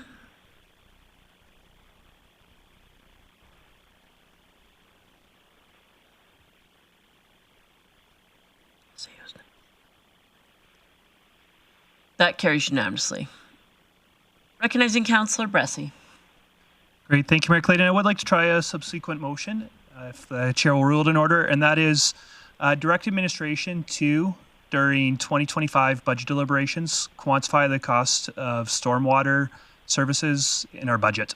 And just speak to this, if this is something we're going to leave in our budget, or sorry, leave on our tax base, that other municipalities aren't leaving on their tax base, that's fine. But I also want to be able to quantify to residents, well, this is about a 5% difference that this attributes about a 5% difference on our taxes compared to Calgary, Edmonton, St. Albert, other cities that have this. And so I think it's prudent for us to continue having some better metrics on this service than we have today.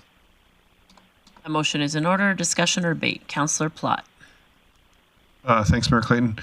I'm struggling. So administration is this easily enough work for administration to do? I guess for me, if we're not going to go ahead with this, I don't really want to see admin do a bunch of work. But if this is easy information for admin to get, then it makes sense to me. Mr. Burke. Administration breakup, if you think of the pie chart document that we use in lots of the tax bills, we already do break up services by percentage. We'll just have to do a little bit of refinement on this one, but this isn't a significant amount of work. Okay. Fair enough. Thanks. Councillor Bressie to close. No, thank you. You don't have to close, but I do want to say stormwater services in the city's budget. Maybe this is being too wordsmithy for me, but for me, utilities means you're really getting the nuts and bolts of Because you're every dollar, including every street cent. cleaning, etc., other services. Yeah, and also when we're talking the stormwater. Yeah, and also when you talk about a utility, you're being really precise about every dollar. Where this is, I just think service is more appropriate. Okay. So that has been updated in your queue. I'll call the question.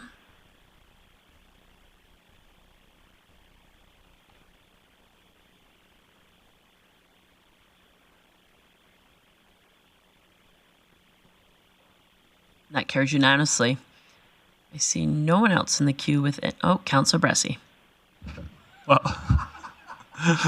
I guess just a question that needs to be asked of administration is, given that council's done this, that's about $4 million that we had budgeted this year to collect through stormwater utility fees. So what happens next? Mr. Burke. That's correct, and we have identified that through this process. If we were moving from taxation to utility fee-based model, if we didn't proceed, we would have to look at how to increase the revenue on the other side. For us, we are required to pass a balanced budget. So administration will bring back some options on how we do that before we set the mill rate, which is scheduled for mid-April. So before that time, we'll have some options for council of how we could address that through some other measures. Councillor Plott. Thanks, Mayor Clayton. If there is something coming back, I would just like to ask some of the information I was going back and looking through, and I went through our 18, 19, 20, 21, 22 capital budgets, and the highest year up till there was $3,065,000 for storm, and in our years moving forward was $4.5 million. So I'm wondering if we can have a report of where the $4.5 million was going to go in 2024 and 2025. If it was actually projects, or if we were going to build reserves with that for future projects, because we had talked about it being a floating number. But I'm just wondering if there's a bit of a gap that can be bridged right with that as well. Ms. Whiteway. Thank you, Mayor Clayton. I can certainly speak to our intentions. In past projects, we'd often included some of the storm work within some of the road rehabilitation. Some of the larger road projects would have included storm.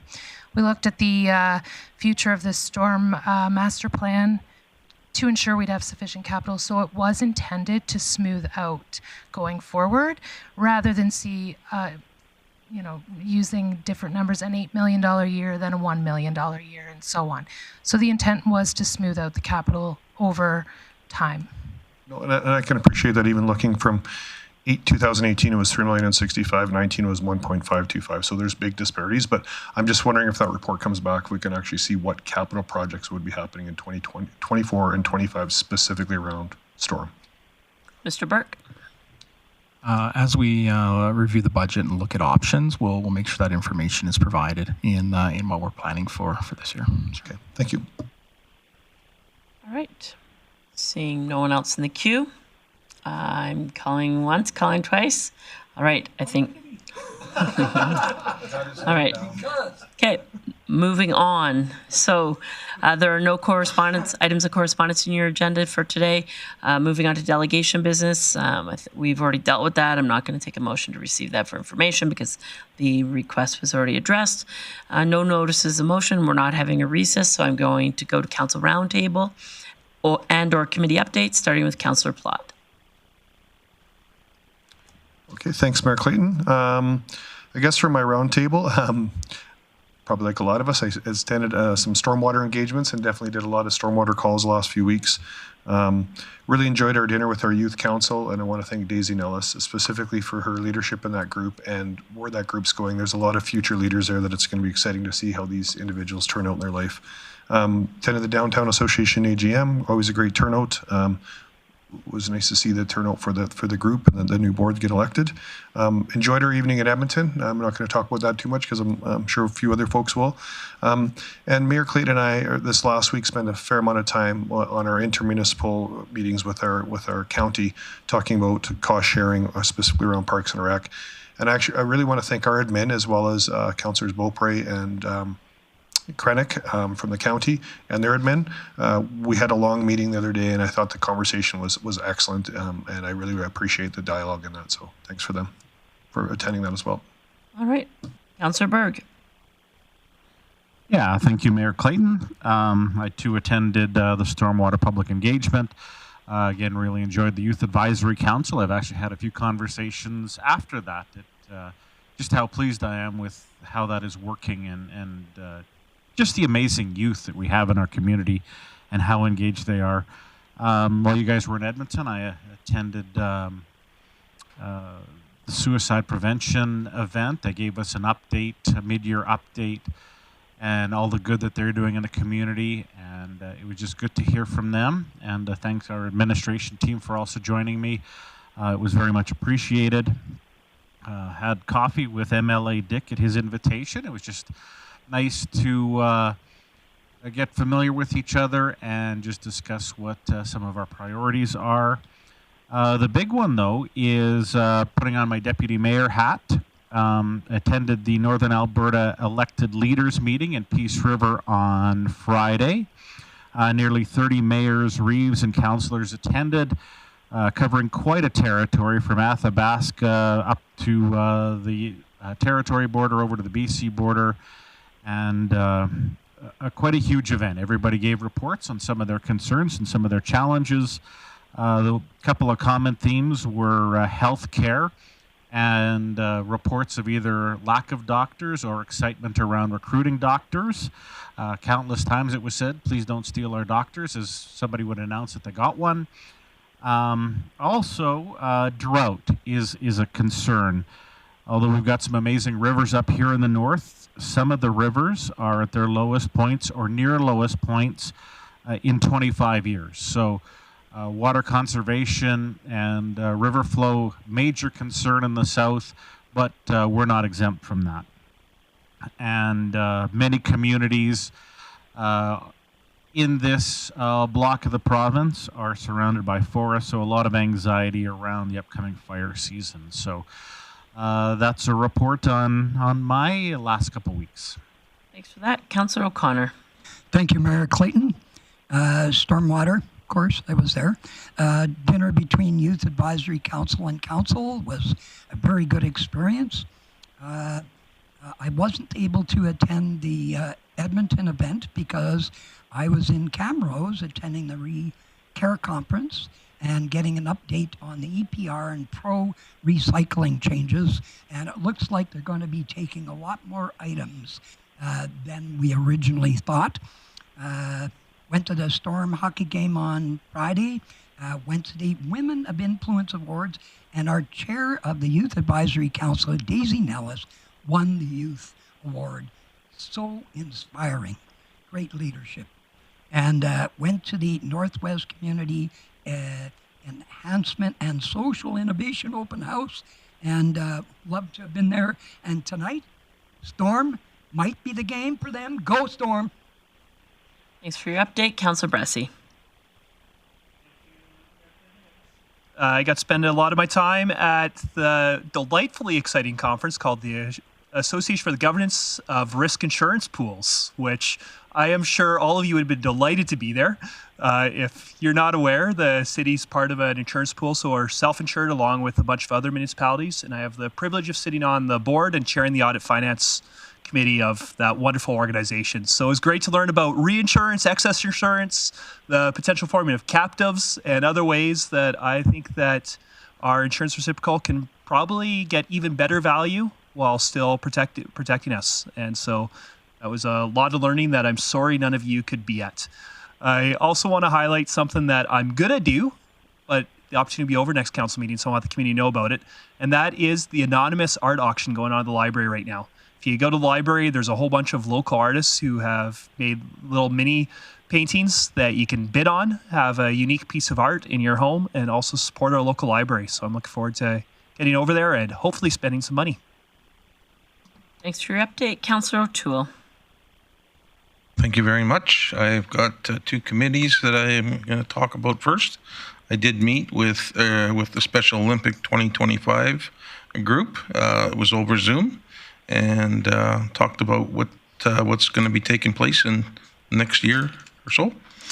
Community Futures, we had a meeting with you, Mayor Clayton, and we had our executive director explain exactly where the Community Futures is at with our community and funding and the loans that we have given out. Then we recessed, and then we went back to our office, and we were giving out some of those loans and talked about the next year. I attended the Storm versus the Olds, and that was a 4-0 game on Thursday, and we lost a sneaker 3-2 on Friday. I attended the Women of Influence, the Big Brothers Big Sisters fundraiser. Spent a lot of money, didn't get much in return except a good meal and lots of conversation with supporters, and that was good enough for me. And the rest has all been talked about already. So, thanks for your update, Councillor O'Toole. Councillor Bosch. Thank you, Mayor Clayton. Again, Stormwater public engagement, that I did attend the afternoon one for that.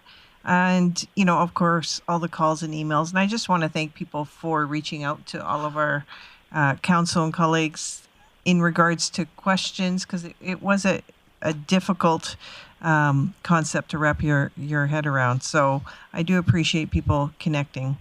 Again, the meet and greet with the Youth Advisory Council.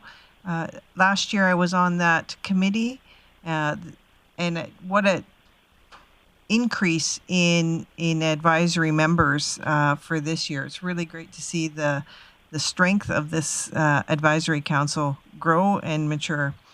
I attended an evening with Grande Prairie, met many MLAs, ministers, community stakeholders, business leaders. It was a great event, larger than last year even. So really good to see. That people from here made the effort. The roads weren't great that day, so even more so. I attended through online means as a silent observer for the cost-sharing meeting between our local municipalities. And believe it or not, silent. I was silent. I didn't say a word, but it was a good learning experience. So happy to do that. Again, the Women of Influence Awards, that one is the largest to date, I think around 300 people this year. So congratulations to all the nominees and to the award winners. Thank you to the organizers at the city and their stakeholder partners that helped assist them in that event. And then I want to say, go Storm. You're almost there to get to the next level. So looking forward to seeing that. That's my report. Thanks for your report, Councillor Bosch. Many of the items that I attended have already been announced. I wanted to thank the many people that reached out to council and attended our stormwater engagement. It was great to see so many people looking to learn more, express their concerns, but also genuinely I felt that they wanted to communicate, but really had passion to learn more. So thanks to the people that engaged. I also want to thank administration for the extensive work that was put in on that engagement session, as it was quite a quick turnaround for that. Thank you to those who were able to attend the Youth Advisory Committee meeting. It was a great opportunity for us to get together with their council, which has grown. It's the largest youth advisory council we've had in the history of that initiative. So thank you to all the youth that continually participate on that organization. I had the opportunity with a representative from InvestGP to attend the grand opening of an overnight childcare facility, A Bright Beginning, in the Prairie Plaza.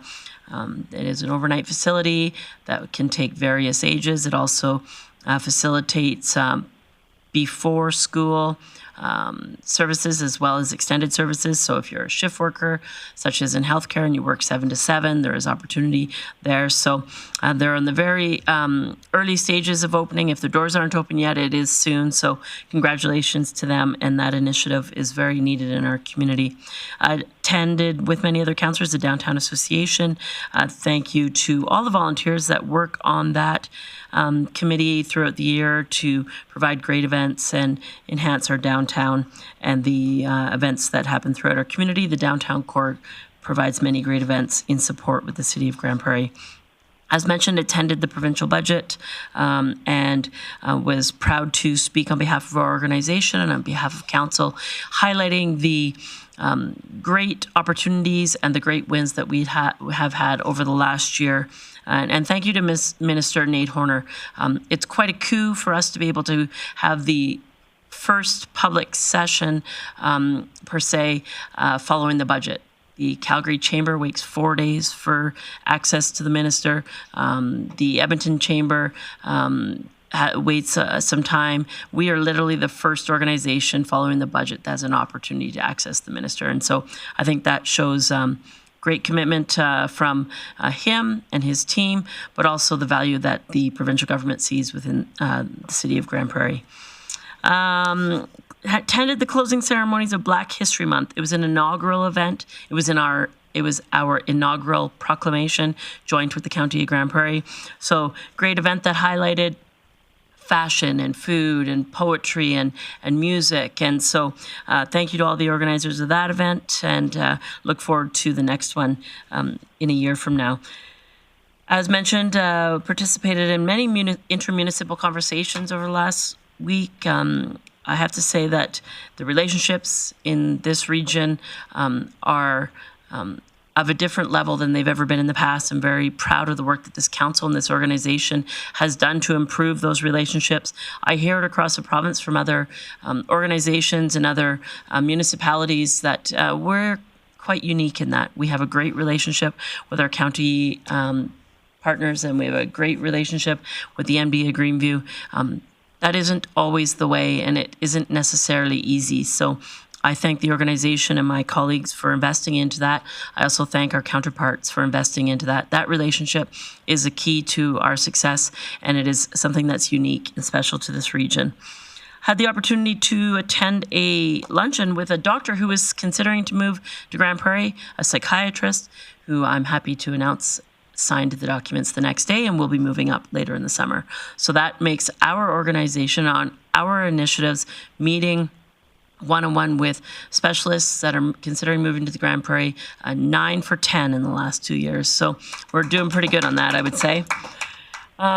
I had the opportunity to join the Community Rail Advocacy Alliance on an executive call. We're ramping up the next iteration of that organization as we continue to advocate for industry in regards to the disparity of services that the North and we sees in services, as well as opportunities for growth. So preparing for that, had an opportunity to have coffee with Travis Taves, who council and our organization is aware has joined our team in a strategic role for within Invest Grande Prairie. Also had the opportunity to have a call with the president and CEO of Alberta Northwest Alzheimer's Society. It was a follow-up on a proclamation that Reeve Marshall and I did recently in regards to Alzheimer's. And if you recall, there is a local entity of that. But the statistics that I found were quite interesting in that 285% more. So there's an increase of 285% of more people that will be diagnosed in the next 25 years with Alzheimer's. And so, and Alberta's above that 285% growth opportunity. So it was, you know, as we have an aging population, it is something that is in the forefront. They are working on many things, such as recognizing your role within supporting people in that needs. So whether it's finding someone at the grocery store, meeting someone at the grocery store who maybe needs your support, or if you meet somebody who's suffering from that disease, being a little more patient and compassionate in regards to early diagnosis of that sometimes is confusing to the individual. Never mind when you meet that person that you may not quite recognize what their required support is. So just being in that caring and inclusive community and reminding people to really have some more empathy. As mentioned, we met with Community Futures, thought it was a great opportunity for an update on the work that they're doing, and was proud to bring the proclamation to the International Women of Influence. Congratulations to the winners, Daisy, Samantha, and Cecilia. Thank you to the organization for the work that they do on highlighting that that day, one day in the year, where we recognize and support women within our community. So thank you to everyone for being here tonight. And with that, I'll call the meeting adjourned. Thank you. Good job.